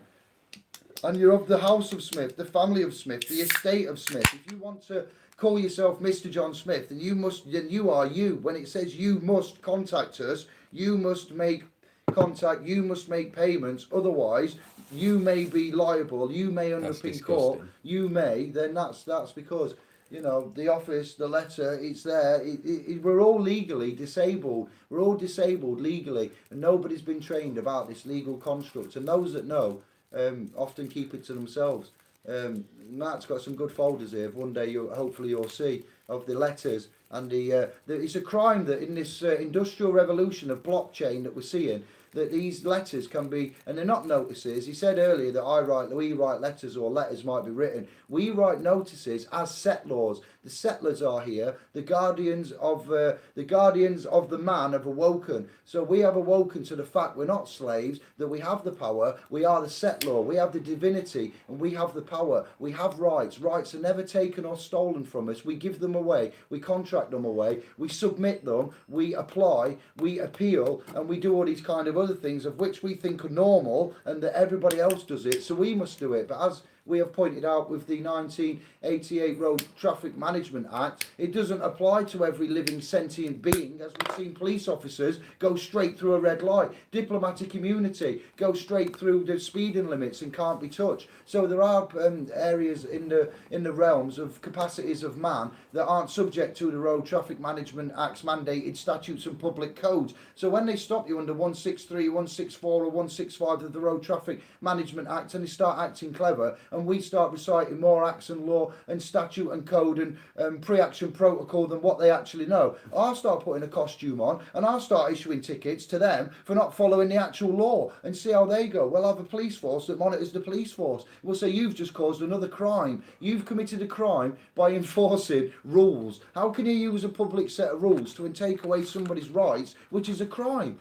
This is not happening. You've got Channel 5. Can't pay, we'll take it away. Here's one for you, Channel 5 and representatives of the media demographic such as. Can't pay, we won't let you take it away, because we don't have goods and we don't have these things, that go to the market to be sold. We have possessions, and we take away your implied rights of access. We don't deal with third-party corporate entities, and we recorrect the trust that's been misconstrued, and we act as settlor, and we'll sort this shit out. You know what I mean? It's because that Channel 5 business. You should watch that. You should watch that, because most people, when programs are about finished, they click turn on because something else is starting. And when you watch that, I watched it once because I knew it was bullshit. Because my mate goes, "Oh, but what about that?" I was telling him about something. He goes, "What about? Have you seen that on Channel 5?" And I'm like, "Yeah, that's called propaganda to instill a pre-programmed response." What you have to drink? To instill a pre-programmed response of fear into you when you interact with the bailiffs or out. That's you pay instantly. It's like it's to pre-program you basically. So I watched one, and this guy, I forgot what it were now. Something had happened. And we're making out that they had all these powers and everything, but at the end they had to do the disclaimer, and it said blah blah blah blah blah, and it basically said he didn't have to pay, or it no, it would have happened. And it's the same with that. Is it White Rabbit's him, that guy who gets took out of his van and he don't consent, and he don't sign into hotel or nothing, and they drop out, so they release it, ending it in it shows you the mainstream, and then there's the interview with the guy and the other video part 2. So the mainstream, at the end of it says, and the man was later released without charge. So hold on, he's been took there, this, that and other, and if it don't work, why, if all he's doing is sticking to his, I've got choice, whether I'm consenting or not, and you can't force me to do, you can bring me to this, do you know what I mean, and kidnap me, but I'm not going to fight you because you're a big gang, you got all this kit and cars, and you know what I mean, but you're still kidnapping me. No, you never say kidnap. Never use the word kidnap. You're not having a go at Mark. I'm the same. You say abducted or held without my consent. Kidnap means you're a child and you're not at the age of. You know what I mean? I'm just saying it's not a criticism. I've been saying it up until recent. Someone corrected me. Says you don't ever say kidnap. I don't go along with legalese and false imprisonment. False imprisonment. So false imprisonment. I was held against my will. My will wasn't to be there, and my will was to be somewhere else. So I was held against my will. And that's what it said then. If you want to be technical, but So it's just again, I want to live in a world, and it's possible, where paper proclamations aren't needed. It's a way of life. Paper proclamations. You don't need to my tell. Word is my bond. You don't need to. Proclamations. You don't need to think. That's a good one. People they don't need to be. You know what I mean. People don't need to demand anything, because it's just. You know what I mean. People know what they want, and And think about this. God Lord, there's loads. Good Gnostic, to you have to be every identity agent to be sovereign. You have to be every identity agent. That's your opinion, John. Dodgy doctors, even the most learned will be deceived. Yes, Dodgy. Natty, lol.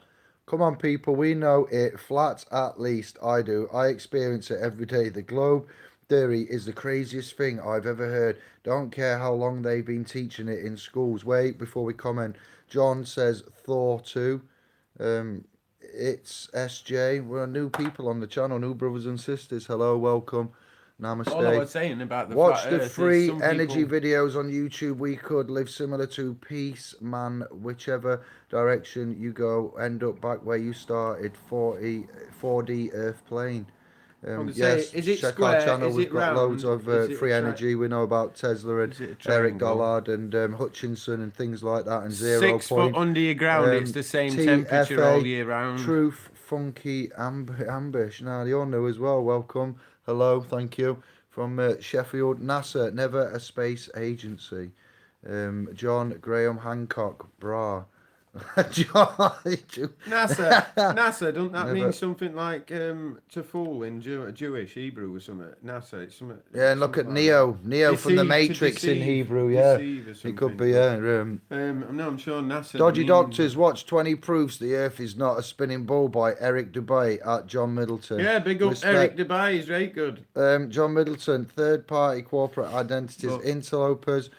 Roxanne's thumbing up it. Yes, third party interlopers, no contract, don't need your services, bye. We don't know that. It could be infinite, all we know. All we know what's around the edge of space at John Middleton. What about the theory that it's a computer simulation, and when you get deja vu, the deja vu is the correction in the computer. It's like the microcosm in the macrocosm and the binary finery. What they did, they when they finally had mapped the cosmos to which is within the realm of our universe, you have a solar system, a galaxy, a universe, and then you go into what's after a universe, and and it goes out like that. So it goes out, and when they've mapped enough of that, and they've gone out quite like an amount, I don't know the technological bits, but what I do remember is there was on about it could then be repeated, and the patterns of which they saw were comparable. This is the bit that's important, the tech bit that I latch onto, is to how Google operates. So the way that when you search for free online sovereign movies or free online free sovereign movie, sovereign information, when you search for anything, HHO on demand system, and press enter, the metadata search engines go out on the web, as in the web, spider web, and network and search, and it's based on the same mathematics as what is in the sky. If you was to explain the sky and the stars and the solar system, the basic mathematics of how the universe works is in Google. Is the same as what runs search engines in Google. Yeah, if you was to explain the physical layout, interconnectivity of it, and I was like, what do you mean? So space is okay then. So the internet and space are. Yeah, you got like it's not just that. You've got mathematics at the core, and there's them secret numbers. You get that's what tells you the proof, the mathematics, so the proof of evidence, or is that the proof of a holographic? We could be a simulation within a simulation within a simulation. Inception. The likelihood of us, if we are, it's the likelihood of us have been. The core one now would be a simulation within a simulation. It's in Professor John Bostock or something Bostock or something. He's the one who did it. He said he thought, could we be in a simulation? And he did lots of thinking. He found that the chances of it being impossible were like it actually could be possible. So then he went thinking chances of, and he was like, so yeah. Just don't listen to Neil deGrasse Tyson. That's all I will say. Even if it is a globe, I'll say this. Even if it is a globe, before I even ever heard of flat Earth. No, I'm sorry, but even if I ever heard of flat Earth, on a globe, I used to think it were a globe. I believed that we couldn't get off the globe because of the Van Allen belt. And even on one of them James Bond films, he goes onto a fake moon landing set, and they say, well, who are you? And he says, I've come to inspect your radiation shields.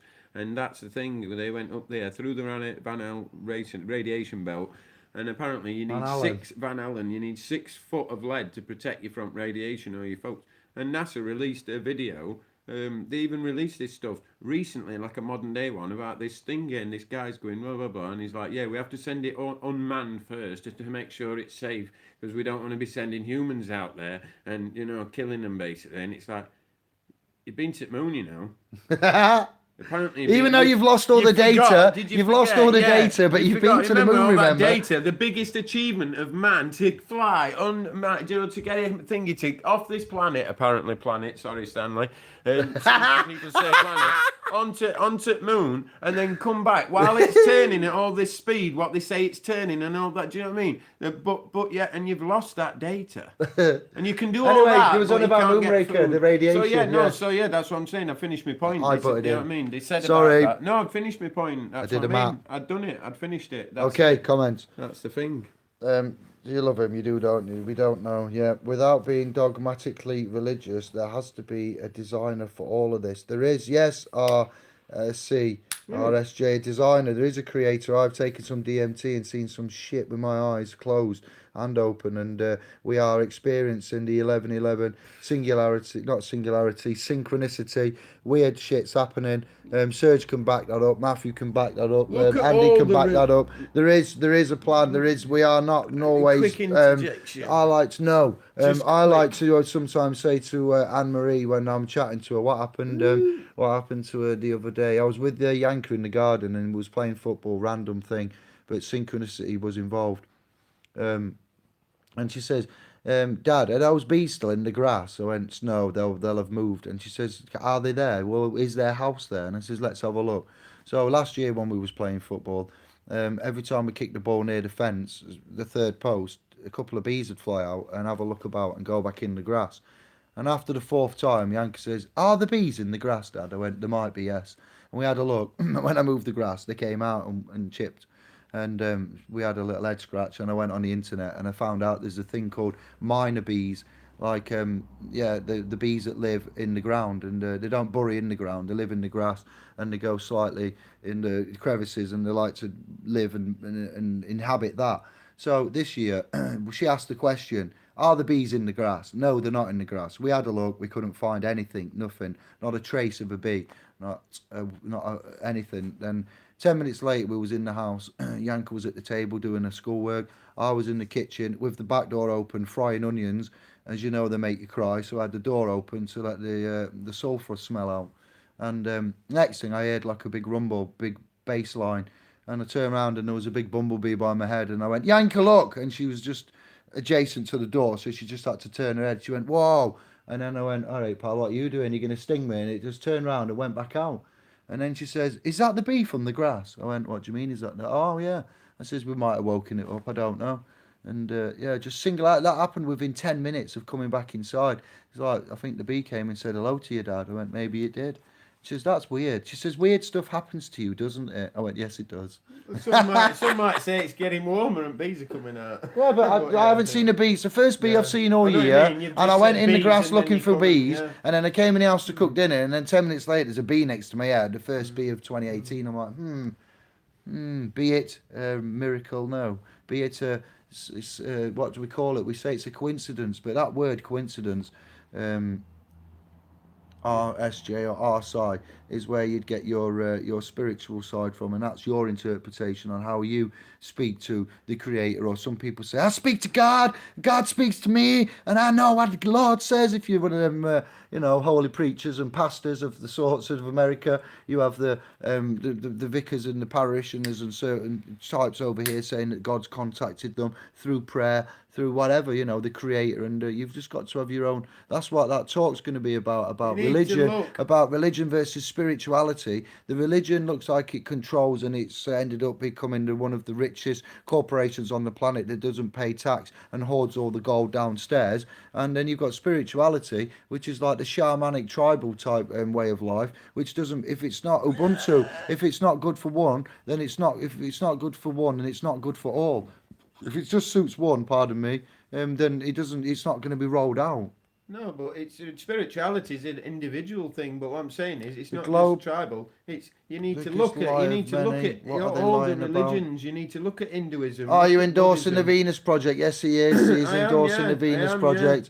Why are you endorsing the Venus Project? Call it what you want. I'm endorsing a technologically resource-based economy. Whoa. Yeah, and it's better than this shithole world, that we live in now. So if you've got a better idea to Venus Project, that's what I say. The guy was 101 years old. He lived for 101 years old. And you look at what he did with his life and what he tried to do for people, right? Before anybody criticises, he's designed cities, he's designed everything. He's given us, said, look, this is the problems. Until you fix this, you're always going to have these systemic. I say that because it's a system, you know, and he's giving you a new system. It's true. You know, you're going to have them systemic problems because of that one fundamental flaw.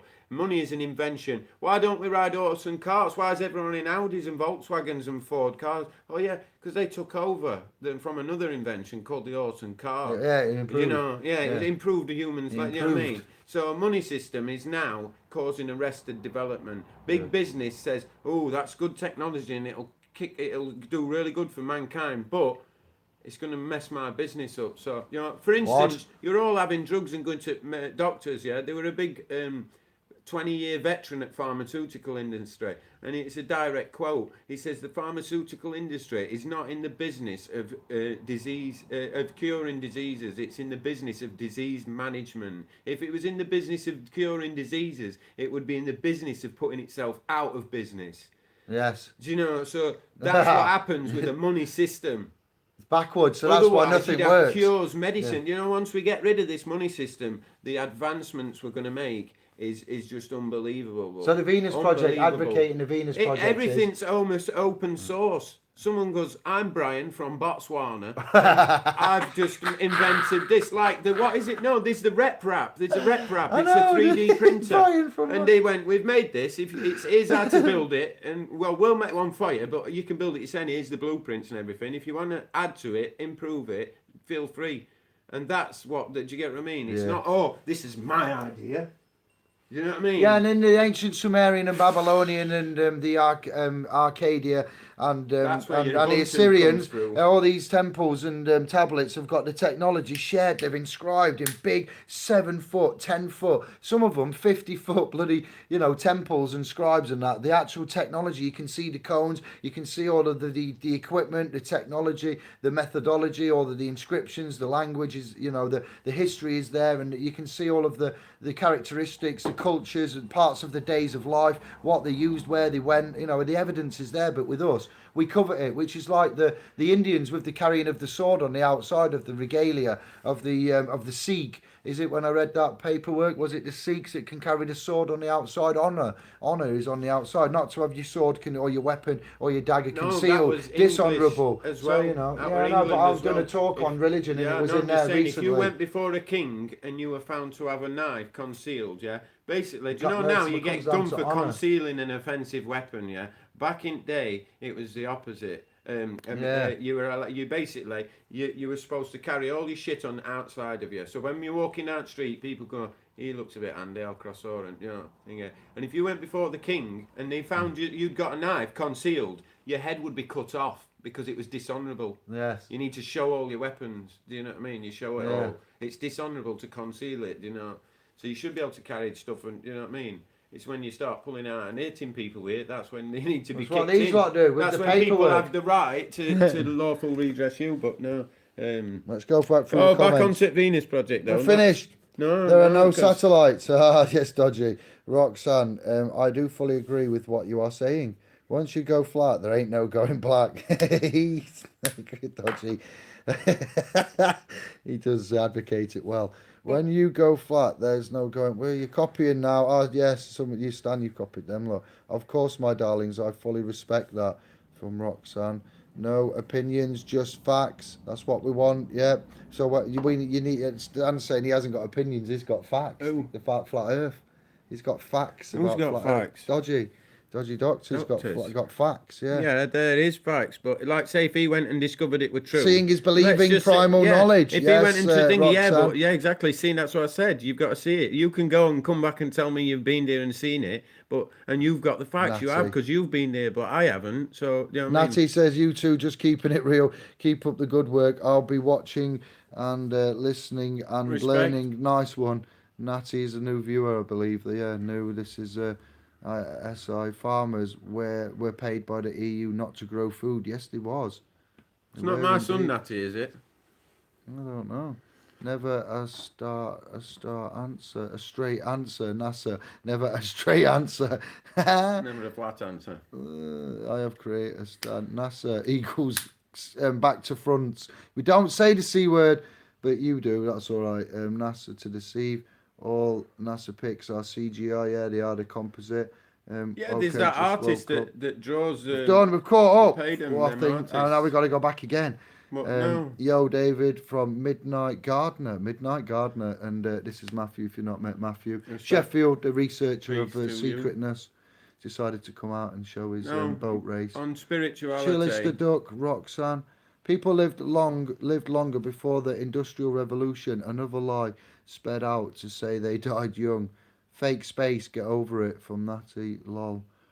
And our food was not poisoned before the 20th century.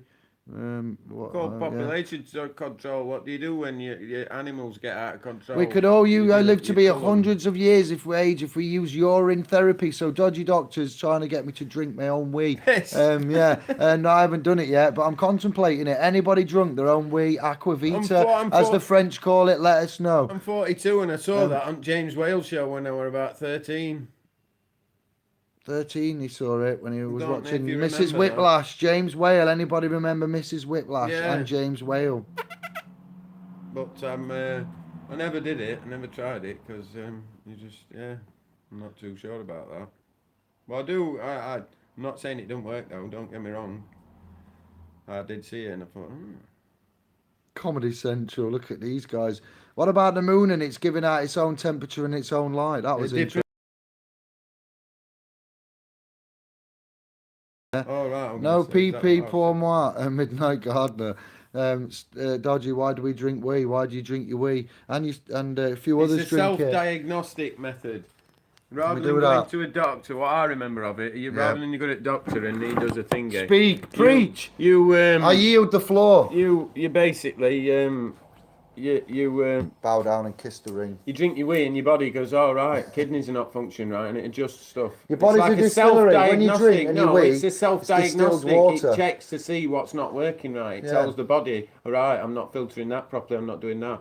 Distilled water. It's something to do with your body being a distillery, and the water is distilled. When you drink liquids, coffee and tea and sugary things and drinks with additives and E-numbers and preservatives, and you get the idea, and you drink that liquid, it goes through the systems, and then when you wee out all of that liquid, like I always wondered as a child, when you drink dark black Coke and certain drinks, and you go for a wee and it comes out white, and you're like, where's that black bit gone? I've drank black juice and out comes white juice. So where's the black bit? Just as a child. So what happens is, for that example, you drink that black juice, the black cola, and you drink 3 litres of it, and you wee out 3 litres, and it's not black. So you do here, look, just up and down here. Right. The camera's there, so that's it. So what your body has done in effect is it has distilled the liquid, and what has come out is white. What went in is black. So what your body has done with all liquids, black coffee, tea, beer, all liquids, and they contain sugars, preservatives and additives and minerals, and you get the idea, sulfates, nitrates.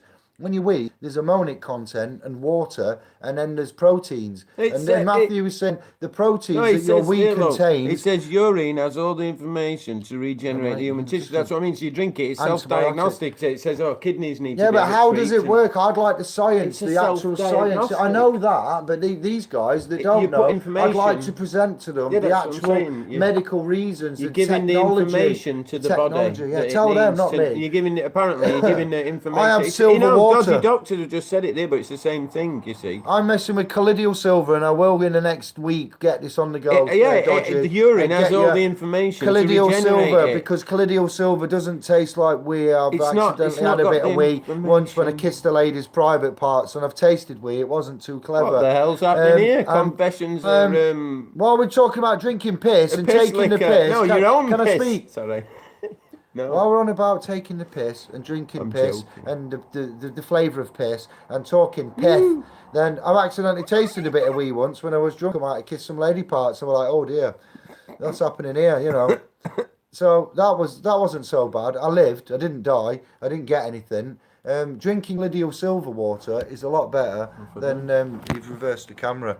is a lot better than drinking wheat. So as we're going to start manufacturing our own colloidal silver, those of you that don't fancy drinking wheat, don't despair. We'll get you some of that. That's what I'm saying. It's very tiny, isn't it? It's hard to read that. Alkaline, yeah, do that.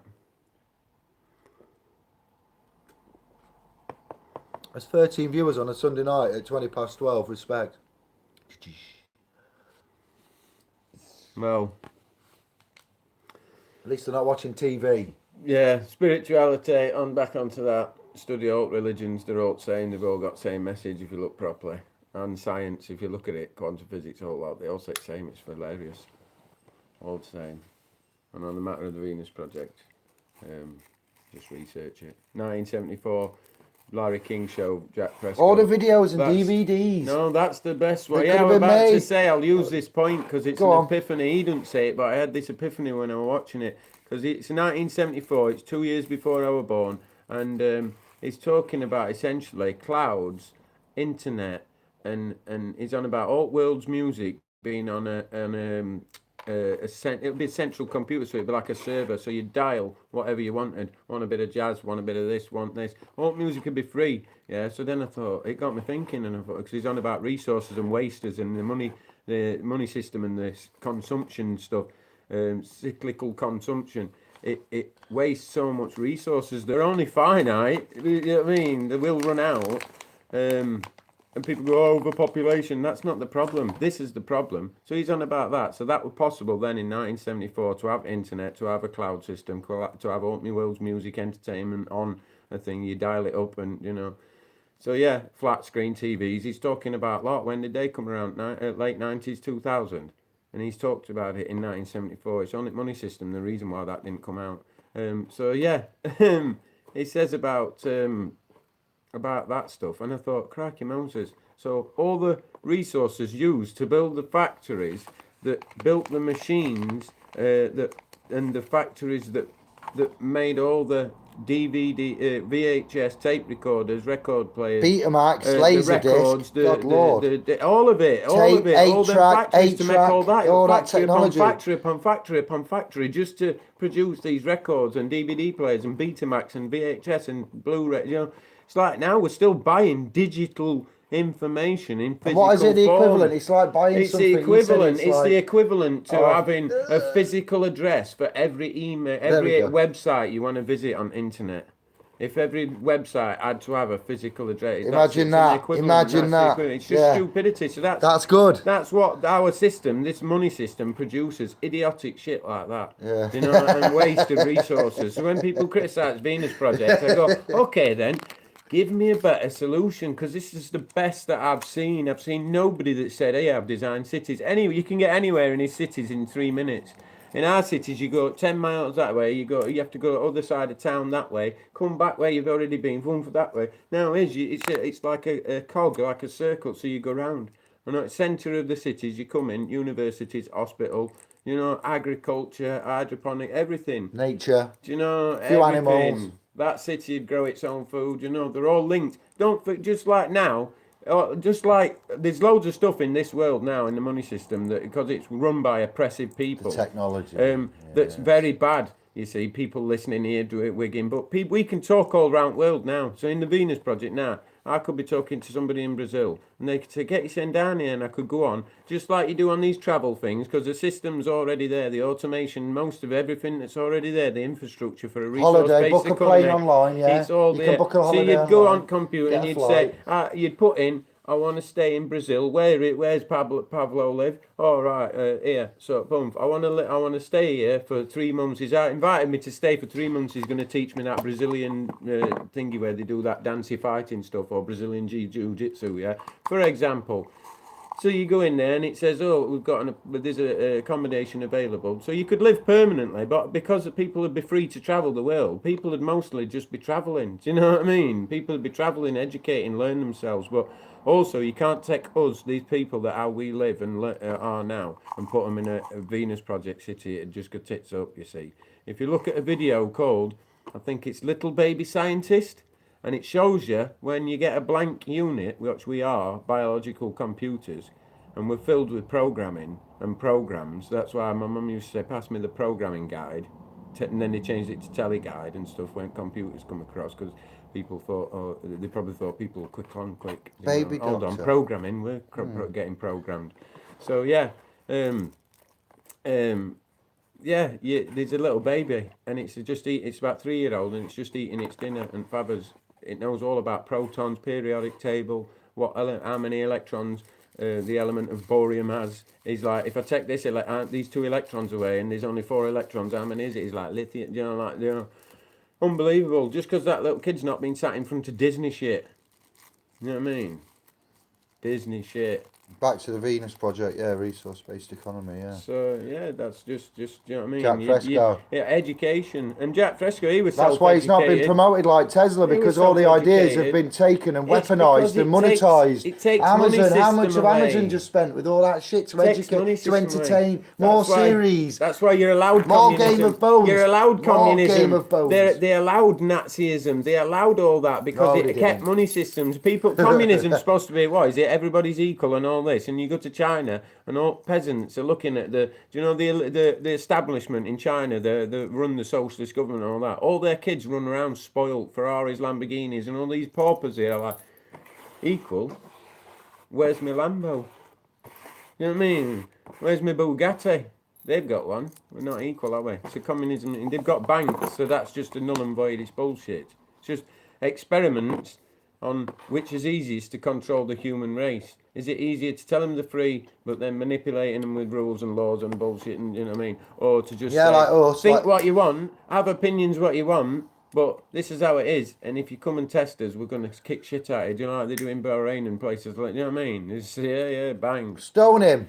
So, Stone them. And that's what it is. It's just experiments. Is it easier to just smash them and do this, or give them loads of toys and sports to watch and different things to distract them with, and, you know, issues and stuff like, you know what I mean? In the jungle. Well, we just carry on running away with bank. In the jungle, concrete jungle. Away to bank. We're in our own prison. We've got cinemas, you've got the shopping complex. Doesn't matter whether you're in Hungary, Greece, Italy, Romania. It's all the same when you go to these complexes. A Subway, a KFC, a Pizza Hut, a McDonald's, one quick thing, TK Maxx. If Dave here is the only person in the world that's allowed to produce onions, yeah? He's the only other person allowed to produce onions. If anybody else produces onions, they're fake onions. They're not real onions. They're counterfeit onions, right? And I borrow 100 onions off Dave. And Great curry, that. He says, that's sweet, that. Yeah, you can borrow 100 onions. You have to give me 150 onions back. And I say, no problem. And then I think, all right, so how can I pay him them 150 onions back? Because it's only Dave that produces onions. So I have to borrow another. Do you know what I mean? And that's how it works, the money system in the world now. There's central banks that are the only ones that are allowed to produce money. And then to pay that money back, you've got to borrow more money off them. If that's not a biggest gangster scam?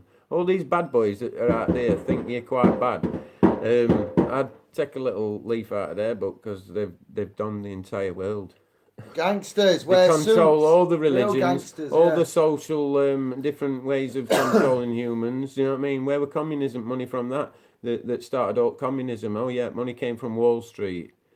So it were an experiment see, do you know what I mean? By big business, by this, do you know what I mean? It's corporate fascism that runs the world, and that's essentially, Zionist and the Talmudic dodginess. People, you talk about Jews and people get a bit, like that. My daughter's mixed race. Don't be so anti-Semitic! I hate Sorry, racists, everyone. and I hate things like that. But when I found out about the Talmud, a lot of things made sense and clicked into place. So so you've got 2 types of Jews. Well, there's 3, there were 4 at different times. There were Essenes, they were back in Jesus' time. Judea. They were a bit celibate. They kind of, because they didn't breed as much, they were celibate, so they didn't breed, so they died out, But the Essenes, the CCs and all them ones. But yeah, these ones that studied Torah that essentially like Christians, they said they shouldn't be living in Israel till Jesus comes back and all this. And then there's others that look at the Talmud, and that's the most racist, paedophilic book I've ever seen, ever. And it explains a lot of stuff. And when you look at how world works and everything. But there's that Jewish guy, he's on a thing. And basically, he's Jewish, and someone's having a go at him for saying something about Holocaust and something, and he's like, hold up, I lost every member of family on my mum's side and my dad's side in Auschwitz, yeah? So I didn't want to have to play this card. He says, but I'm going to play it now because I'm sick of your crocodile tears. And he's like, it's the lessons that my family taught me, and this is a proper Jew, this guy, do you know what I mean? And he says, this is the lessons that my family taught me in the Warsaw Uprising and the ghetto, do you know what I mean? The very reason why you should be, you know what I mean? And he says, if you had any sympathy, because this woman's crying, she says, was it an American woman in an audience getting no, upset? she's some German woman in an audience. She says, when you make reference to the Dutch, do you know what I mean? He's like, whoa, and everyone's going heckling him, and he's, you know what I mean? He's like, no, and they don't let him speak, and then he gets it out, and he says, you know, if you had any heart in you, you'd be crying for the Palestinians. Do you know what I mean? How can you have that done to you? How can people do? This is what a question that they've got to ask themselves in a direct quote from Logic's song "Spectator." I'm just a spectator looking in, you know. But yeah, they've got to ask themselves that. If they did that to you and you show up world, and anybody that says, "Oh, you're like anti-Semitic," you're like, "Oh, what? He's Nazi sympathizer." No, I'm just realising that there's some Jews. I think the Jews that went in the oven are the Jews that won't go back. And the Jews that went back are the ones that, you know what I mean, the dodgy Talmud ones, and they're the ones that run in shit. That's why they got no problem. Because in that book, it says, basically, anybody that's not a Jew is just same as animals. You can kill them, you can do all like that. You treat them like an animal, like you go hunting and stuff. Gentile. You can do all that, yeah, so you're Gentiles. But I saw one bloke, a video other week, and it was this guy, and he was criticising, do you know, like Islam and that, and he was saying about a Jew's got, because he said Muslims say that Jews shouldn't criticise Islam, but then he was saying a Jew's got a right to criticise Islam because in the Quran it criticises Jews and that. So because their book attacks them, they've got a right to defend. And I thought, yeah, you've got a good point there, and I'm going to keep that same one. And because you in every synagogue and you guys study that Torah, I'm not saying the ones that are brought, but if you don't blame them, it's culture, it's a program. If you take a baby and bring it up saying, look, we're like this and they're all we can do out and kill them. Now that you can't blame that baby for going killing them people. Do you know it's been programmed that way? Yes. So I don't blame them. Don't get me wrong. But what I'm saying is, yeah, in that book it says that I'm a Gentile and I'm an animal. So they're on the same principle as that the Quran supposedly attacks Jews. Yeah. The Talmud attacks Gentiles. I'm a Gentile. So your book spoke about me long before I'm speaking about you. So anybody that writes anything else, you're going to go try and comment about saying I'm anti-Semitic or all that. I shouldn't be talking about, you know, this, that, and other. You've been talking. That's in that book. You're saying I'm an animal and I'm lower than you. You was born after the book was written. Do you know what I mean? And but that's why they control the music, the media, all the information to get you. That's when you look at society pumping us full of alcohol and all this. That's why they want us to act aberrant behaviour so they can justify that book. Then they say, look, this is why the Talmud says they are like animals. Drugs, look how they act. Violence, we don't sex. Act like that. We Bomb are them. that. Bomb and the shit out of them. Therefore, it reinforces it to their beliefs. And do you know what I mean? But that's chew on that one. You know what I mean? Chew on that. But yeah. If anyone says you're not allowed to talk about them, you can talk about them because they were already talking about you. They've got a book in, you know what I mean? It says you're an animal. An animal. Yeah, it's true. Research the Talmud. So if they're allowed to attack Muslims, and when I say attack, I mean verbally. I don't want to hurt nobody. I believe everything you do to and for another, you do to and for yourself. Everything you want to don't be done to yourself, you do to somebody else. You know, you give and you shall receive, but you need to give. When you give, you shouldn't expect anything back at all.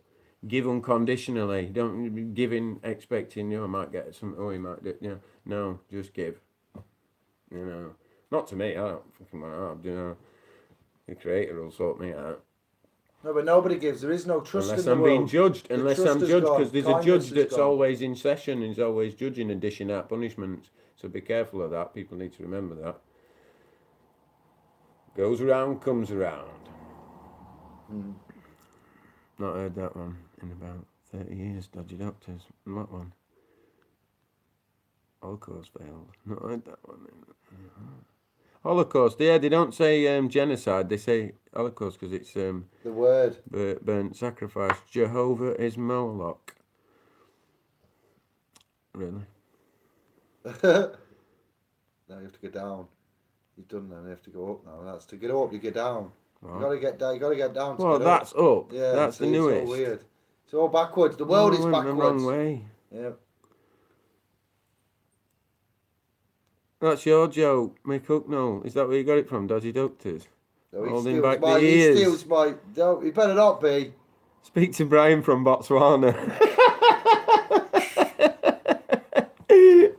Brian's got it on lockdown.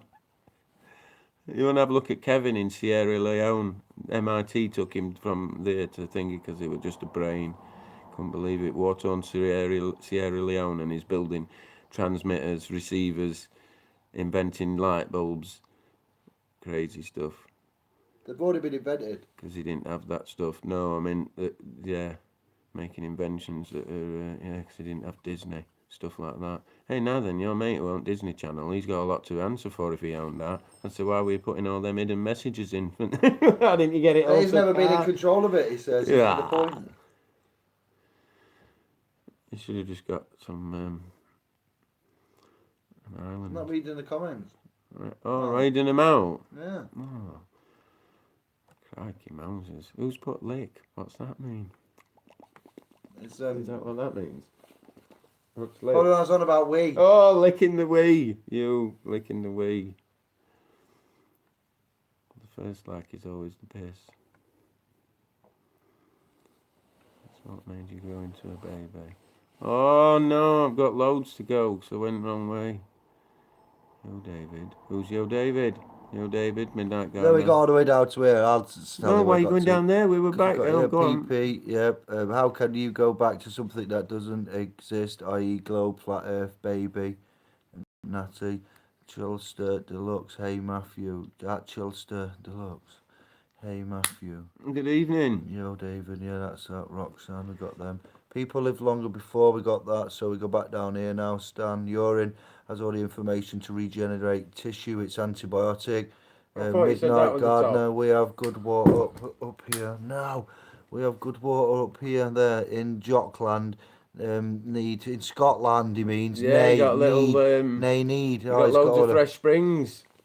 Carry on there. We've got a spring near us. Alkaline your diet to lemon juice, sodium bicarbonate, mix in a cup. Yeah, but when you do that, don't do it too long. You do it randomly, like a couple of days or do a week, and then don't have it. And just have lemon water. Look at the alkalinity of your water. Don't drink it from the tap. You can put lemon in. I don't think there's a need for bicarbonate. There's a Turkish water unless you're trying to fight cancer. You can alkaline your water with half a lemon. And do that in the day, a couple of days in a row, once, twice a week, you know, before you go to bed. So do it at bedtime, have a brush your teeth and everything like that, and then go to the toilet, or maybe before you brush your teeth because it tastes funny after you brush your teeth because it's lemon. And then when you're asleep for 8 hours at night, you've got all that alkalinity in your body for 8 hours, rather than just having it at 6 o'clock in the morning and then having a coffee with sugar in. Rather than having it at 6 o'clock in the morning and then having a coffee with sugar in an hour later, it's only alkalines your body for an hour. So the bicarbonate is like what you would mix with molasses, baking soda, you know, things like that, water in itself, and then the hot lemon, and make the cancer cells would go to the sugar, the honey, molasses even, and the baking soda binds in the hot water with the molasses and the bicarbonate of soda. You put lemon juice in as well, it all binds together. When you ingest that in a warm liquid, the cancer, which believed to be fungal type cells, go to that molasses to eat the sugar. Like that's why they put fructose and sucralose and aspartame and phenylalanine and esters of whatever in the food, because it feeds the cancer. So when you alkaline that and you bond it all together and you've got cancer, that's how it cures the internal cancer. An alkaline in general stops all the microbiological bacterial agents. Yeah, we can say them words off the top of our head randomly. Yes, we can say them words off the top of our head randomly because we've researched it and we know. And it's good to see that you guys do as well. Now you can go. It's all on the channel. If you look on playlist. Another comments where, so I'll carry on with these and catch up because you are staying with us and there are 18 of you at about 20 to 1 on a Sunday night. drinking honey water tea now. Respect to Midnight Gardener. That's why they require permanent war and conflict for sacrifice to Moloch. Who's Moloch? Moloch is on about the owl. Chilster Deluxe. Jews read backwards. The writing, Arabic writing, there's a reason for that. Wait, you've made a claim. Chilster Deluxe. We are the ones, the Anglo way of writing, and it's saying Jews read backwards, but the Arabics and the Jews. Wait, I'm doing it. The Arabics and the Jews write and read a different way because there's an applied science and reason for that phonetically and grammatically, how they write and why the reasons they lay about and how they go, and it's not them that may be wrong. It's like example here in Hungary, when you go to Magyar, which is what Hungary is called when they say it in the native dialect and language, Magyar, and in Magyar language, when they greet and you arrive, you say "Szia," S-Z-I-A, and then when you leave and you go away, you say hello. And that's H-A-L-L-O. And I'm like, where have I heard this before? England.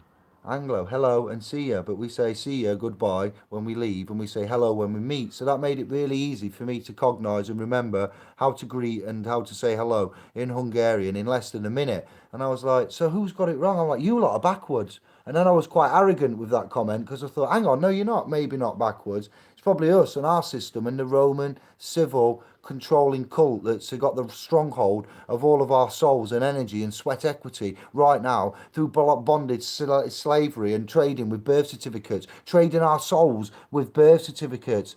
No more, we don't have that. So you've made a claim. I know I went round the houses there, but that's what we do. That's why they require. No, but that's the claim. That was a claim made by Jews read backwards. Because I'm not saying it's nasty. All I'm saying is I just like to say I understand and cognise the languages. Now you may speak as you see it. I've seen something on that subject. No, it's from Matthew's opinion and point. We all used to read.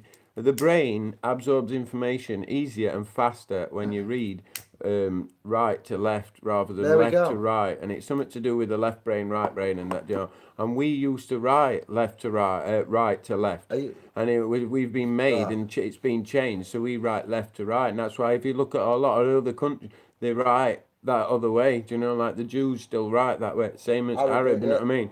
They write right to right to left, and I'm not sure. They write down, do they? There was some scientific study. I can't quote it, so don't believe me. It's just off my head what I remember in something that I was looking at once, and and it was saying about it's something to do with left brain. They found that they did studies, and it's easier. Kids learn. They found they learn faster. You know, they're able to take more information in. It's something to do with how it thing is, but so that's just a bit of information on that comment. We were on it the other day, you're on about synchronicities, we were on it the other day, I'm sure I was saying it to you. Evening Bros from, who's that, Rayman? Is Rayman in the house, I think? Yes, Rayman. That's why they require payment, The Padre goes into the House of Commons every morning and says, are we still at war? They do believe in sacrifices, though. That's what 9/11 were. It's a blood sacrifice. It's what Grenfell Tower were. It's all these things. The blood sacrifices. They're just pissing about. Fire brigade 2 weeks before Grenfell Tower fire. They say there's a fire. Just make sure you stay in your houses. They didn't say like if there's a fire on outside building, get the car there. They said stay in. So all them people stayed in. They cooked it. It was a sacrifice. They draped. What is it now? They draped that building with the equivalent to 18,000 litres of oil, of fuel. You know, them cellulose boards. And I'll tell you another thing. You watch an interview with Loki. He's a UK rapper that is proper educated. And I'm telling you, he knows his shit. And he's researched stuff.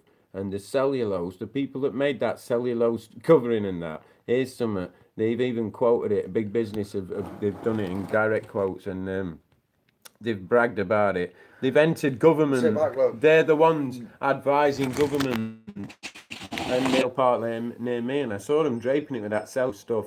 They're hand in hand with governments now, advising them on industry, saying, yeah, this is safe, that's all right, you know. Grenfell Tower was covered on the outside with equivalent of 18,000 litres of fuel. How does that happen? When they've got the funding to, I'll tell you, all right.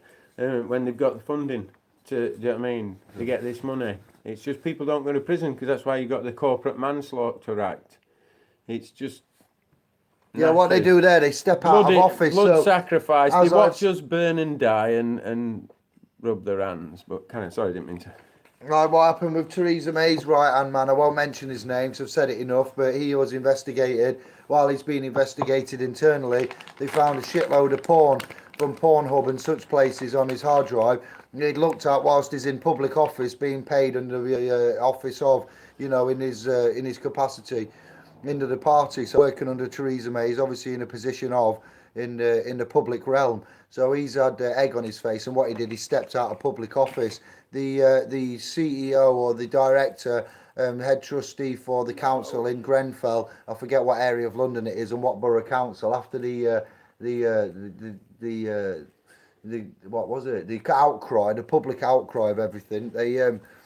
They received a resignation from the trustee of the council, and he'd basically stepped out of office and resigned. So what we see is gross incompetent on a scale that costs lives, our brothers and sisters' lives. Man is killed, and when a man is killed, it's no longer classified as murder. It's got the label of corporate manslaughter or manslaughter, and nobody ever actually pays for it. And they step out of office, and another drone steps in. They sidestep. The ones that get fined corporate manslaughter get corporate manslaughter. But what I'm seeing and what I'm correlating to is they are stepping out of office before claim is laid upon them. So they die. It's like Tony Blair will go for the war crimes of Tony Blair that deserves to be in The Hague. He's been tried to get into The Hague several times, but Tony Blair can't go into The Hague because the British government stops it before it can happen, and they keep blocking it because he's got protection of some kind and all this stuff. Yeah. What I'm saying is, if it's a corporation like that, nobody will go to prison. They just get a fine, and that's what they do. They have money. The bankers, Northern Rock, 2008. The banks did what they were told. There was billions of debt. Nobody went to prison. It was something. You messed around with money and print your own and do stuff. You get to prison for that. It was something to do with financial. I don't know if it were a bank. There were some banks. There were some banks. They'd done something and they were ridiculous. It was something to do with financial industry, and basically they got fined something like, I forget what it were, 8 billion, 10 billion. Right, and you think, oh Christ, a lot of money that.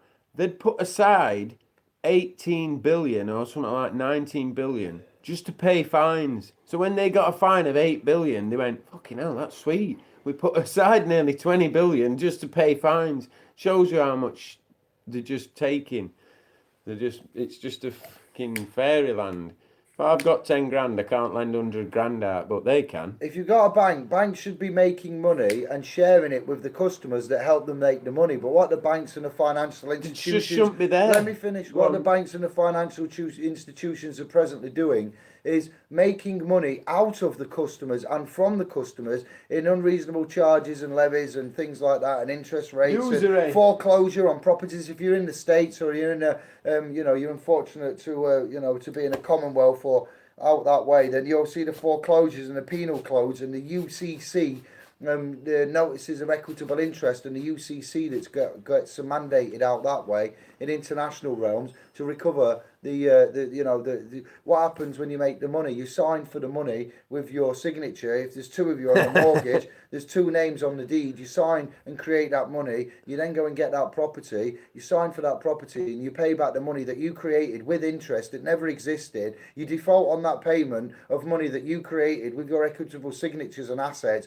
that you created, that they're charging you interest on. They seize the house and foreclose on that and sell that and get money. They get money by sending Big Barry to you to get the money back from you. And don't forget that money that you created with your signature that did not exist in the first place is also subject to an insurance policy, and it's been bonded and sent off onto SPVs in the background. So it's all got to come out in the wash somehow, man. It really has. It's all got to come out, not just the 1882 bills of exchange and promissory. Yeah, it does. 1882 bills of exchange, promissory notes, negotiable instruments. The money in your wallets, the money that's in here, as we've said before, it says on there, I promise to pay the bearer on demand the sum of. So on there, this is a promissory note. These are not. This is just a bit of paper that's got on it.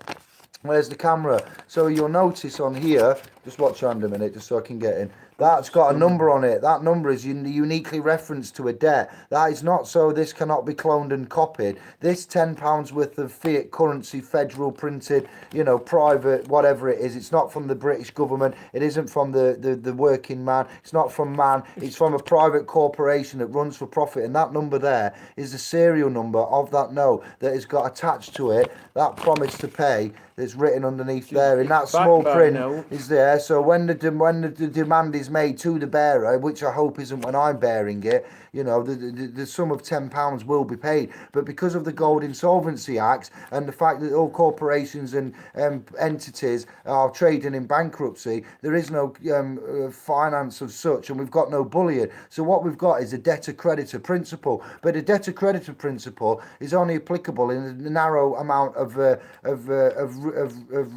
practicable situations. So what we translate it as is the beneficiary settlor, and trustee situation, and that's where the credit comes into it, because you, by being born, have got a certificate with a number on it and a bond, and that certificate means that you are the trustee of it. You can be the beneficiary, and you're also the settlor, so you can claim 3 positions on that depending on your circumstance. It gets very complicated, but it's you are, by having that form, you've got debts associated, and they've capitalised your name, and they're trading it in high frequency stock markets on international levels all around the world with the bonds and assets created. So they tell you that you're the debtor, and you must pay, and I must pay, and Matthew must pay. But if we are the debtor, we're by also means the creditor, because by us being born and that bond being there, your birth certificate now, not the money, your birth certificate, that birth certificate means that you can apply credit as well as being the surety for the debt. You are the principal and the surety for the debt. So how does that translate? You've gone to a bank and you've just created £100,000 by a signature. That's what it means by the creditor. You are the creditor because you go to the bank and they present the agreement, and your gay partner, if you're a man and a man, or your wife, you go down there and you both sign onto the deed has got 2 signatures. So there's 2 settlors, creators of that money, agreeing to pay that money back that you're going to give the bank, that the bank's going to lend you with interest. Well, how messed up is that?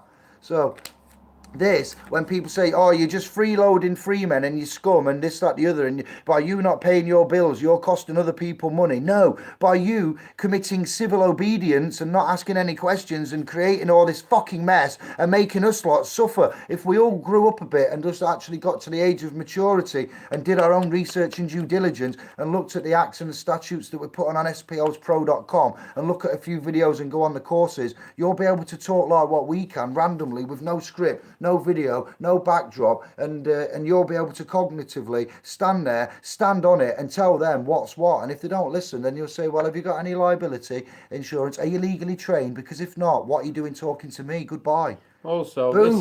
this currency here is backed by nothing apart from our stupidity. Debts, tears, misery. That's backed by our stupidity. Sweat equity. You learn about what runs all this system and how it works. That's backed by our stupidity. The very fact that that's there is that our stupidity. The very fact that this exists is our stupidity.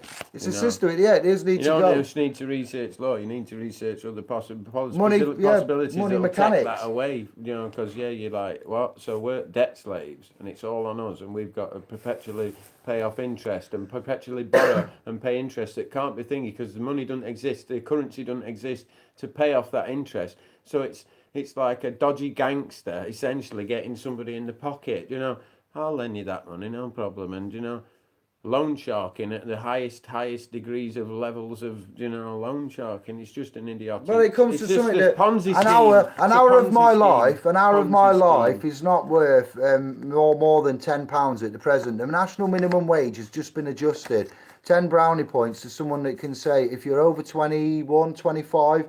What the 2 rates are. There's 2 rates in the United Kingdom for citizens, persons and employees at the minute, and they get a set amount of money per hour. Now let's equate that. An hour of your life, 40 hours a week, 8 hours every 2 weeks, 160 hours every month, every 10 months, 1,600 hours, roughly, I don't know, just under 2,000 hours a year. You work for 40 years of your life, 2,000 hours a year, so that might be something like 80,000 hours of your life gone for whatever you get, and what will you have to show for them 80,000 hours? Will you be happy? Will you have attained wealth, financial freedom, happiness, have your own health? Very little men and brothers and sisters out there, after they've worked for 50 years. I'll use the example of an endowment mortgage that was missold in the 80s. Anybody's mum and dad ever have the misery of being missold an endowment policy? It's just bullshit, what they sold us with the diesel engines, and now they're saying diesel's bad, don't get diesel, you really shouldn't have. Just, we have got nobody to blame but ourselves. Midland Bank, guys that used to work at Midland Bank are now in the news again, saying that HSBC, the Hong Kong Shanghai Bank of China, that has bought out that branch and stocks, mergers and acquisitions, high frequency stock market trading, they bought out Midland Bank, and Midland Bank's pensions are being paid out because they're about that age to be retiring now, and they're having money cut from the pensions because they're also drawing a state pension with the Midland Bank pension, which is now a HSBC pension, and HSBC is saving millions by cutting thousands of each of those pensions because there was a loophole in there. Either way, the house wins, the corporations win. We need to take back what's ours and know what is ours, who we are and what our rights are, and stop giving them away. System wins 10 out of 10, fam. We are, but I would just like to say, we are going to teach you, SPLspro.com, the admins, the agents, the mentors that we've got, the videos, the backup, the acts, the statutes, the legislation, the wins and everything we've got testimonial wise are going to start to teach you that you're all walking central banks, so nobody will be starting to commit suicide or thinking 84 suicides a week. It's disgusting. It shouldn't be happening. There is no debt, there is no money, there is no intrinsic value invested in any of that paper format, what you've just seen. It's all based on deceit, skullduggery, the monarchy, the Vatican, and the banks. Yeah, and that's it. And it's only given power because we give it power. We could manage a different way. Sure. The systems are already in place. We've already got plastic cards with chips in them. We have all got a chip and a pin, and we answer to that, whether you have money or you never see money and you just do with direct debits, standing orders and online shopping, you never see the paper, and there'll be some viewers there going, I don't see my money. It gets paid in the bank, and then 2 days after payday, it's all gone. So some of us don't even see or have the paper in your hand. It's just forever known as digital numbers and currencies. So your time and energy is going to allow you to have services and goods. So let's take away the digits and the numbers and the cards and replace them with, I don't know, just your name, and you going out and doing what Matt said, driving for 1 hour, one day a week, and then the guys that are unemployed that can legally drive and control a vehicle and deal in commerce and deliver and drive can all get into the job centre, get out of the job centre, into the job, start putting in their bit, and then going to get access for the food and everything. It's already there. It's just that we are giving our time for that money, and an hour of our lives is worth more than £8, I'm sure. Our lives are worth very much. Think about this, right? Think about this. It's guaranteed. You look at all these megaliths around Lingy, right? Civilizations have rose up technologically wise, yeah, and then they've got to points where they've fucked themselves up. Just had world wars. There's a place in Pakistan, I think it's Mohenjo Daro or something. There's writing that nobody knows. It's close to Easter Island writing and stuff like that, but nobody can decipher it. Unknown writing, right? And it's like all the stones being vitrified, and they say it looks like a nuclear explosion's gone off here. But that's back in time, and supposedly nuclear power's only been just invented in 50s, Splitting the atom and all that. So how was this vitrified then? So to me, it looks like civilization. Humans have been around for a lot longer than what we're told, and we rise up and we don't pass the test. In Bible, it says something about, and God's talking to it, and they say, "Let's do it again." He's on about flood when he sends flood. Let's do it again. If you say "Let's do it again," that implies that you've done it before. So, do you know what I mean? His wiping system. It's a test. And that's why I say, even though Jack Fresco, he wasn't religious, in particularly himself, I believe if we did create like the closest thing you can get to paradise, and it wouldn't be perfect, it's not utopian either. Utopia is stagnation. If you build it and you build statues, it'll just stagnate. But no, it's... I forgot, I've gone off my tangent. Jack Fresco then, he was on about Jack Fresco, the utopia paradise. It wouldn't be a utopia, a paradise. You could build a paradise. Yeah, you could build it, and if there is a God or if there is a summit, you know, it'll come down and go, fuck me, you got the point. I provided everything for you to share. You had the point when you were raising your kids and you were saying, now then, Timmy, no, give young Charlotte a sweet. Come on, it's good to share like that. And then you kick them out into a world that doesn't share, where it's take, stab him back, climb on people's shoulders, get up on next man. That's what money system is. You can't be honest in money system. It's like he says, if you're selling lampshades and there's a bloke down the road selling lampshades for £1 cheaper than you, and you're an honest person, and people will say, oh, they're good lampshades, these are good. Oh, they're very good, but John down the road, he sells exactly the same lampshades, £2, mine are £3. They'll go down the road and buy it off John. So you're being honest and honourable and moralistic, but you're not selling no lampshades. So you've got to say, no, mine are better than John's, and that's why mine are £3. And no, get them from same wholesalers. You can't be. That's what I say. It's yeah. We live in an adversarial society. We live at a time now where we'll be judged in 50 years for our actions, It's just the environment what we've created, and we can create a different environment. You can, do you know when they take cells, you can get a single cell, clone a cell from human body, and it'll multiply into billions of cells, and they're all genetically identical. And you can put it in a certain environment in a petri dish, with create a certain environment. And that cell, one of them cells, it's identical to these billions of others, will turn into fat tissue. And you can take another one, put it in a totally different environment, and it'll turn into bone, another one into tissue, another one into right? You can also take those cells and you can put them in an environment that makes them sick. And if you were a doctor of drugs, you might be like, oh, what could I give those cells? What drugs could I give them to make them better? And no, what they found was you take those cells out of that bad environment, put them back in a good environment, and they just heal. They just heal. You know what I mean? We're killing ourselves. That's where you got all this illness, depression and stuff, because of the environment, the food we're eating, allowing them to pump, everything. Natural. In nature, everything. You didn't go out and hunt for 10 hours a day. You wasn't out commuting 3 hours to get to work, working 8 hours and going back 3 hours.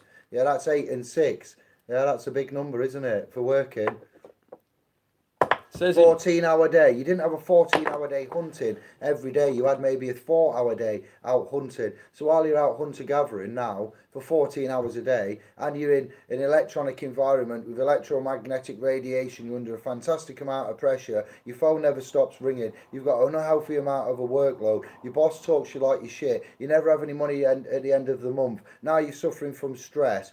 It's like, where's the way here? What are we doing? Was we born just to do that? I don't think we was. That's what I mean. Where did we sign up for this? I didn't sign up for that. That's why Fresco essentially. Oh, it's the world. That's to pay all your bills. You need to go and work, but we don't. It's got technology to be natural. It's got to be natural and holistic, the way of living, and that's why Venus Project is something with shit. Like that's why Ubuntu that applies to Venus Project exactly to Venus Project. It's not good for everyone. It's not good. You know what I mean? Yeah. There's no point. And this is things that has got to be talked about, because there'll be people like this. Chris Evans, he's got a massive car collection, and then these people will want to hold on to their stuff. But like he says, people won't be forced to do anything. It'd be put on internet and everywhere. Chris Evans has been asked to give up his car collection so it can go on tour around the world, so people can view these beautiful things that we made, because it'd be part of history. Do you know what I mean? They won't be destroyed, though. It'd be, but I mean, it'd be asked, would you mind donating these so these can be sent out on tour? Do you know? We've got this other bloke. He's donating his 15. He's got 15 Ferraris, from different eras and stuff, and and they're going to be sent on a tour, and they'll be just gone all the time. And kids from different, as they're growing up, they can look at them and say, look, this is how stuff used to be, and as an education tool and artistic, because so and if he didn't, he'd be like, he wants to keep them for himself. You get what I mean? And people would be like, oh, you selfish bastard. And that's what I mean. People's mentality needs to change on this out. That's what I mean. There is a mentality. There's a shift that needs to be done. But you put the news on every day to scare you. The news is not the news. The news is just a pantomime. It's what they want you to see. It's not really news. The news that they give you. Who bit Beyonce? That's not fucking news. Who bit Beyonce? For the love of Jesus, honestly. That's important, is it? That's what you want to spend your time watching. No, what's that? Lupe Fiasco song. Words I never said. And he says, you turn on your TV, they're talking about this and that and such, and that's the news. That's not even Jersey Shore. That's the news. They're supposed to be telling you truth. Yeah. You know, Glenn Beck's a racist, such and such a racist. Israel were bombing. Stop talking bad about Jews. Somebody in the Labour Party. Palestine. The news is just fabricated. Yeah. It's just a pantomime. Yeah. It's on about that with Labour Party. I remember saying Friends of Israel. Whenever you see that, you know it's bought and paid for. Yes. Done. You don't get anyone from Israel talking about Venus projects. Comment. Anyone from these political been on ages. 2.5 hours. It. All died in the flood. Yes, grand giant race existed before us.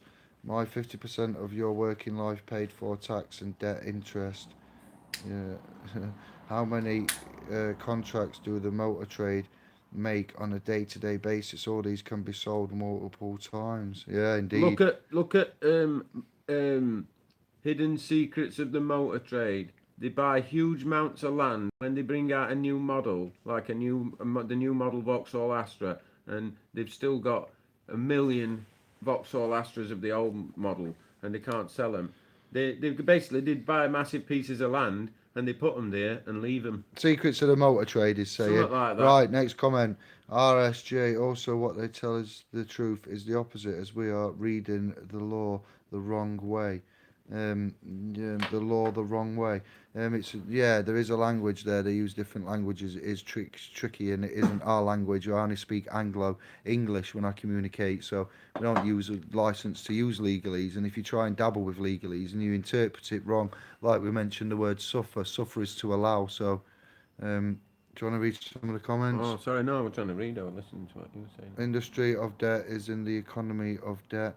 SPV selling your contracts over, SPVs as special purpose vehicles, Dave John Ellis. All contracts. Chilster says scumbags. Yeah, I didn't get what he meant is by the that. mutts. Yeah, because they get out of sync if you leave them too long. We're all talking backwards, yes, babbling on there, dodgy. That's about it. I always flick through a magazine from back to front. Maybe they have removed the magic of spelling. RS, dodgy doctors, babble, Rayman, evening. Now we've caught up. We've caught up. Natty, lol, then. If it's going to take far more people to research and wake up than we can take mass action, more of us working than them. Yeah, well, there is 99%. 99% of us and 1% of them run the businesses. It's us that run the prisons, the supermarkets, the shops. We paid for it, we bought it, and we built it. We blood, sweated, and tears. Our ancestors, immigrants coming to countries and stuff in America, everywhere. We built it. We paid for it, and we sweated to build it, and it's ours. And it's not theft if you're taking it. It's yours, and you're taking it back. That's what I mean. The elite, all this stuff, they've got us on a self-running farm. We run it ourselves. We perpetuate it ourselves. You know what I mean? They've set up the legal system. They've set up the thing. It all perpetuates itself, and they just cream it and get fat off us. Like he says, a farm. Yeah. He says, it's this automated self thing. That's what I mean. We're automated. Yes. In the decisions we're making, the things we go along with, the things we accept, the things we don't. The legal construct. But people don't know what's possible. We're taught that machines that are here to take us jobs. That we're conditioned to think we need jobs. I want to go and work in that factory. Do you? I thought you liked fishing. I thought you liked going on holiday. I thought you liked doing. Really? You want to go and stand in a factory when there's a fucking robot you can get a machine gun? Look at Amazon. I watched a video of the month on a fully automated, the new electric motors that's powering Volkswagen cars and stuff. Machines making them, and you should see the intricate stuff. There ain't nothing that we can't get a machine to do except for cutting hair. There's even a tattoo machine in California. Everything, teaching everything. Look at that guy, Indian guy. He put All in Wall project in 2000. He started it in India. He were a professor of education at Newcastle University, and he thought about this experiment. He wanted to know if they were. He's called it what is it now? Minimally invasive education. Your mate and my mate, I hope, because after meeting him today, Andy Sobrin-Smith, he might like that. If he's got a couple of kids, but basically what he found was he put an hole in a wall, and there were street kids in like Delhi in India. They couldn't speak English and stuff, and put an hole in the wall, and there was a computer there, and he says, there's some stuff on there, it's very complicated, you're probably not going to understand nothing of it, and it's all in English. I'm off, I'll see you later. And he went back 2 months later, and they come in a bit sheepish looking, quiet, and he says, did you look at all that stuff on there? And they were like, yeah. And he goes, did you understand any of it? And they went, no, didn't understand that. He's like, well, did you look at it? How often did you look at it? And they went, no, we looked at it every day. He's like, so you looked at it every day for 2 months, you didn't understand anything. And one girl put her hand up and she says, apart from the imperfect replication of the DNA molecule results in genetic something. So she took in information, you know what I mean? He was like, that was the equivalent to the average schools in New Delhi. So there were a girl there, a young girl who were an accountant, and he used to play football with him. So he says, can you like help him, teach him this? And she's like, I do that. I don't know about cell biology. I think it was cell biology, something like that, the subject. And so he says, no, just use the grandmother approach. And she was like, what do you mean? And he says, just stand behind him and say, wow, that's great. How did you do that? What's that then? How did you, just encourage him. So anyway, after another couple of months, the scores went up. Just no teacher involved, nobody, just these kids stood there interacting with themselves and looking at this, computer. They got to the same education level as the posh schools in New Delhi with the private education and that, what they were paying. So with no teachers involved, no school at all. So he took that back to Newcastle in Gateshead in Newcastle, and he replicated it there. Yeah. He replicated it there. So what they did, he split them into groups of 4. He says, I want you to split up into groups of 4. You can choose. You can swap groups. If you don't like your group, you can go to another. You can go to another group. Look what they're doing. Copy everything done. Claim it for your own work. And then I think he gave them some test, and they got 74%. And it was just 4 kids around one computer. And they got 74% or something, and then the teacher says, because they've only just thinking, and so he says, okay then. Stop saying thinking. I'm sorry. So they've only just done it, so that's why they can remember it. That's why they've got 74% on this test, because they've just been looking at it, googling it, and getting the answers, so it's fresh in their mind. So he says, okay, I'll come back, and he came back after a couple of months, and he did the test again, and this time without giving them a chance to research it out, so it was just what were in their memory and in their minds, and they got 74% again.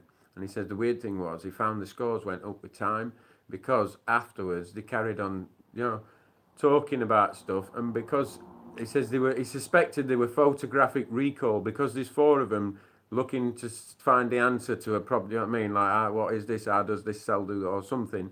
They're talking about it, so because they're talking about it, you remember conversations, don't you? So you're remembering the information better, and it's absorbing better, and you're cognising it better, you see. He set up these little things called souls, and it's just little, he calls it self-organising something, pods, something anyway. And it's just little big screen, and you have 4 kids there, but they have a mediator. So if they get any trouble, or they're having trouble finding out the information, do you get what I mean? They're like a bit stuck. They can press he calls it Granny Cloud, and he asks for these volunteer grannies to donate an hour a week. So they go like that, and whoever's available, it patches them through like a Skype link, and they say, what's up? And they say, well, we're having trouble, and they just give them a bit of encouragement.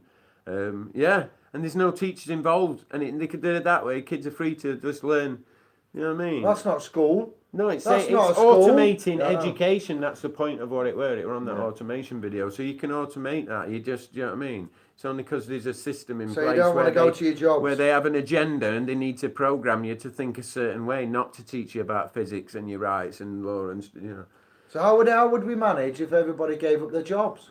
So what would happen? No, this is what I'm saying. This is what question. At That's this moment. Question. So if everybody demanded it, and people like voting, and everyone's demanding, going, we want a resource-based economy, and we want you to politicians should be there to retire themselves. They should be going to these other countries, to bridge differences, not to create differences and divides and wars. and go like Boris. Do you know what I mean? They should be going there to make friends and stuff. Surely it's cheaper to have a big mass party and feed everyone in the world than to make all these weapons and bomb and fuck the world up. I'm just off at the top of my head. I think it's easier to do that. I'm sure it would be much more fun. But anyway, yeah. So how would you do that? So what you'd do is industries like your Amazon warehouses that are fully automated just about already. They could be done that. Like I said, industries where it's not automated at the moment, but lorry drivers, that'll be done within a year or so. Look at all Google cars and self-automated driving stuff. So they're done that don't need to be thinking. But jobs where it's not fully automated yet, people would be going there 1 day a week. Some trades. Yeah, but how would you survive then? So would we use that's what I mean. No, money would be gone. So you'd be able to. You'd be right. So this is where all big businesses would need to be get into it. And if some of them got arsey, they would have to be seized. They would just say, just to let you know, like say Tesco didn't want to get involved because Tesco is an access centre essentially. Food needs to be put in Tesco's, but there would be less food in supermarkets over here in West for temporarily till measures were in place, because some food would need to be redistributed to these places on Earth where they need it as well.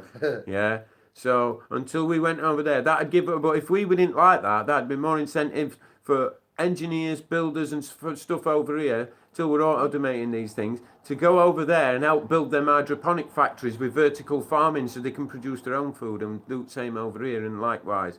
You see, so these are the things that need to be talked about. This is why I say people need to talk about this subject. If you want it, you can't. You know what I mean? It's not a perfect thing, and that's why it's never talked about. It's not a perfect solution, but it needs to be able to.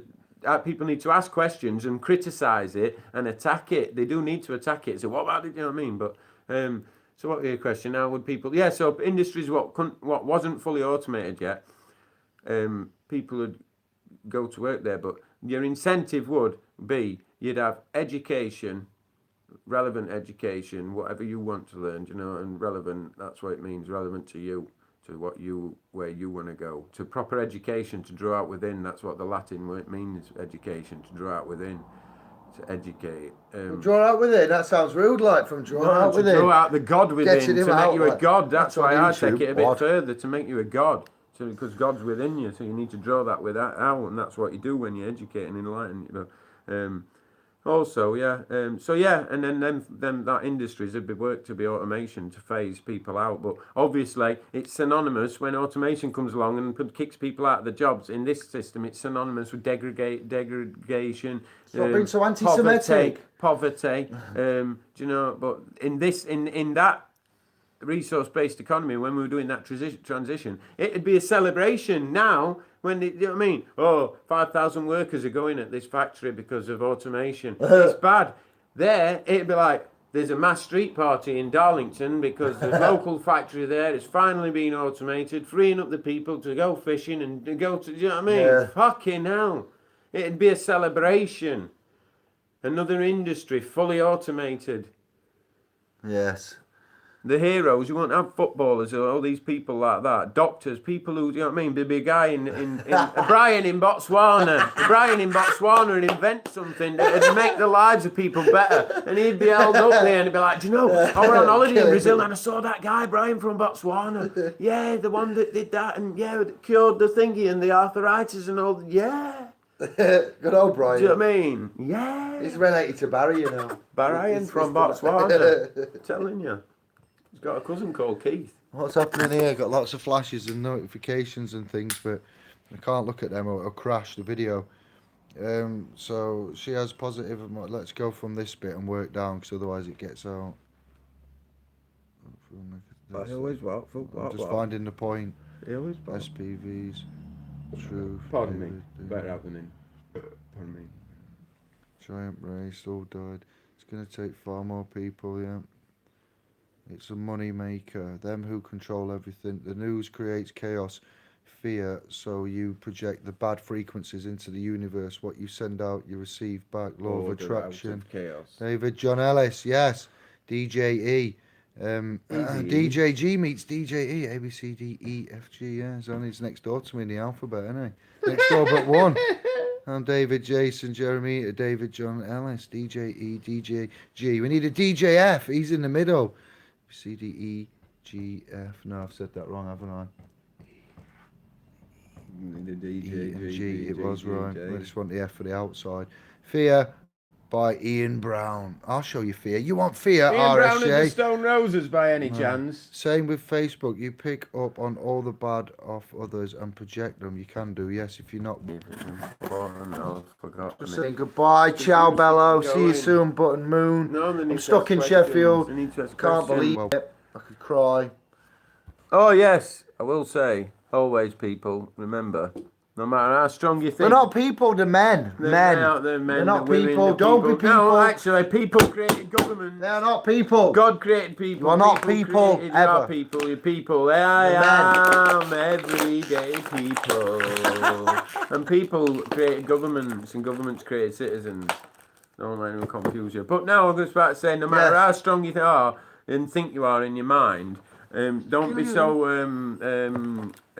big-headed, because your subconscious, your ears are always open, even when you're asleep. That's how you're able to learn languages while you're asleep. He can't speak. It's time to go. Shuts off. And Gandhi said, I'll leave you with this one. Gandhi said, be careful who walks their dirty shoes through your mind. Be careful who walks their dirty shoes through your mind. And that's why I don't really listen to radio to them dodgy lyrics, because they're walking the shoes through my dirty mind. I can't shut my ears off. Your dirty mind? Yeah, you said it wrong. Oh, no! I mean, they're working their dirty shoes through my mind. No, you said dirty mind. He was right the first time. He was right the first time. No, they're making it a dirty mind, but yeah, because they won't make you a dirty mind now. I'll look after you. You can't shut your ears off. You can't. You know what I mean? You haven't talked about the trees being chopped down in Sheffield. The trees. This is the last closing. The last closing subject. Who cares about the trees? What do you think about the trees? The Wi-Fi, the 5G. You must have 5G.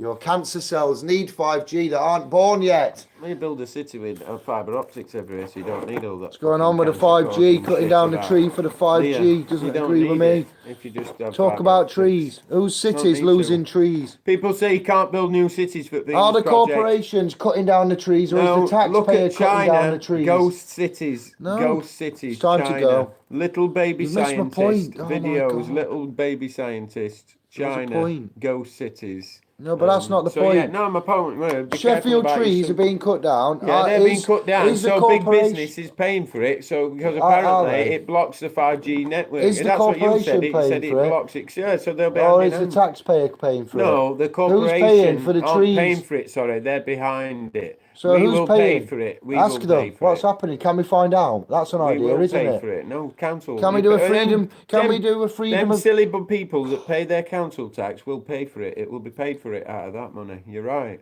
That's what I mean. Taxpayer. Can we do a freedom of information request by any chance, or something like that, and find out who's paying, who's footing the bill for the trees to be chopped down, or the branches, or for them to be trimmed, and then if it's us, for the corporation signals to get through and slowly cook us with 5G, Wi-Fi, radiation, whatever, then I don't think that's on. I think we should have a share of these profits that these corporations are going to make from having this 5G. Profits. I don't want to share it profits on death. That's blood on my hands. Don't give me none of that money. Oh, we'll give some money. Fuck off. That's blood money.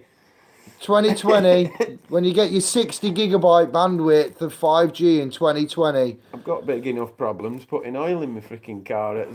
Diesel. Christ, I know where it comes from. Just enjoy that. When you're driving your car, most people can't. I can hear babies screaming. That's where the oil comes from. You're on TV, online. Yeah, that's the truth, though. It's the brutal truth. The brutal truth. Where does oil come from? Comes from places where we go and drop bombs on children. So don't sugarcoat nothing. They're big enough and old enough, and they've watched enough Hollywood stuff, I'm sure, and seen enough glory and desensitization to that comment. Not to, do you know what I mean? And I don't mean any disrespect to babies that have died. I'm trying to enlighten people that babies die of our decisions. Foreign war policy. Our everyday decisions. Conglomerate greed. We tolerate stuff. It all comes back to us. Karma don't, you know what I mean? That's why your cigarette stuff this is going to kill you. And then their karma's, you know what I mean? It's taken away. We told them it'd kill them. Karmic retribution. Their law of attraction, their law so, of... You know what I mean? let's end on some happy things. Let's end on some happy things, because the video is ending. It's nearly 3 hours. It's been quite a fun one, actually, hasn't it? Sunny Sheffield random broadcast. The happy things are, the website's coming along lovely. We've got a nice party in the field in July for more random chats round the fire, such as this, to be continued on a screen near you, in a field near you, from the screen to the field. Can you do that? Can you get out of your box, off your bum, and into a field? Can you ask your boss to politely give you some time off? You might need about 4 days. Get there Friday, leave Monday. You know, so it's not anything too tremendous to try and arrange, and yeah, we'll see. Visit splspro.com. We have actually still got sovereignparalegals.uk running. There's an email attached to that. It's contact@sovereignparalegals.uk, and there's what's the other one, UK Freedom Project @gmail.com for hangouts and invites and crazy chats. When he gets a laptop fixed, we'll have Matt on some hangouts, international hangouts, parties coming up, website, courses, learning avenues, and lots of successes. If you're in the Facebook domain, you'll be privy to the PCN successes and other such things that we're having. We are making progress. There is hope, and you can make a change if you try. If you do something, can't you? Yeah, I saw the video. Can you do it? I saw the video the other day, and this bloke, it was some Yorkshire fella like, and he says.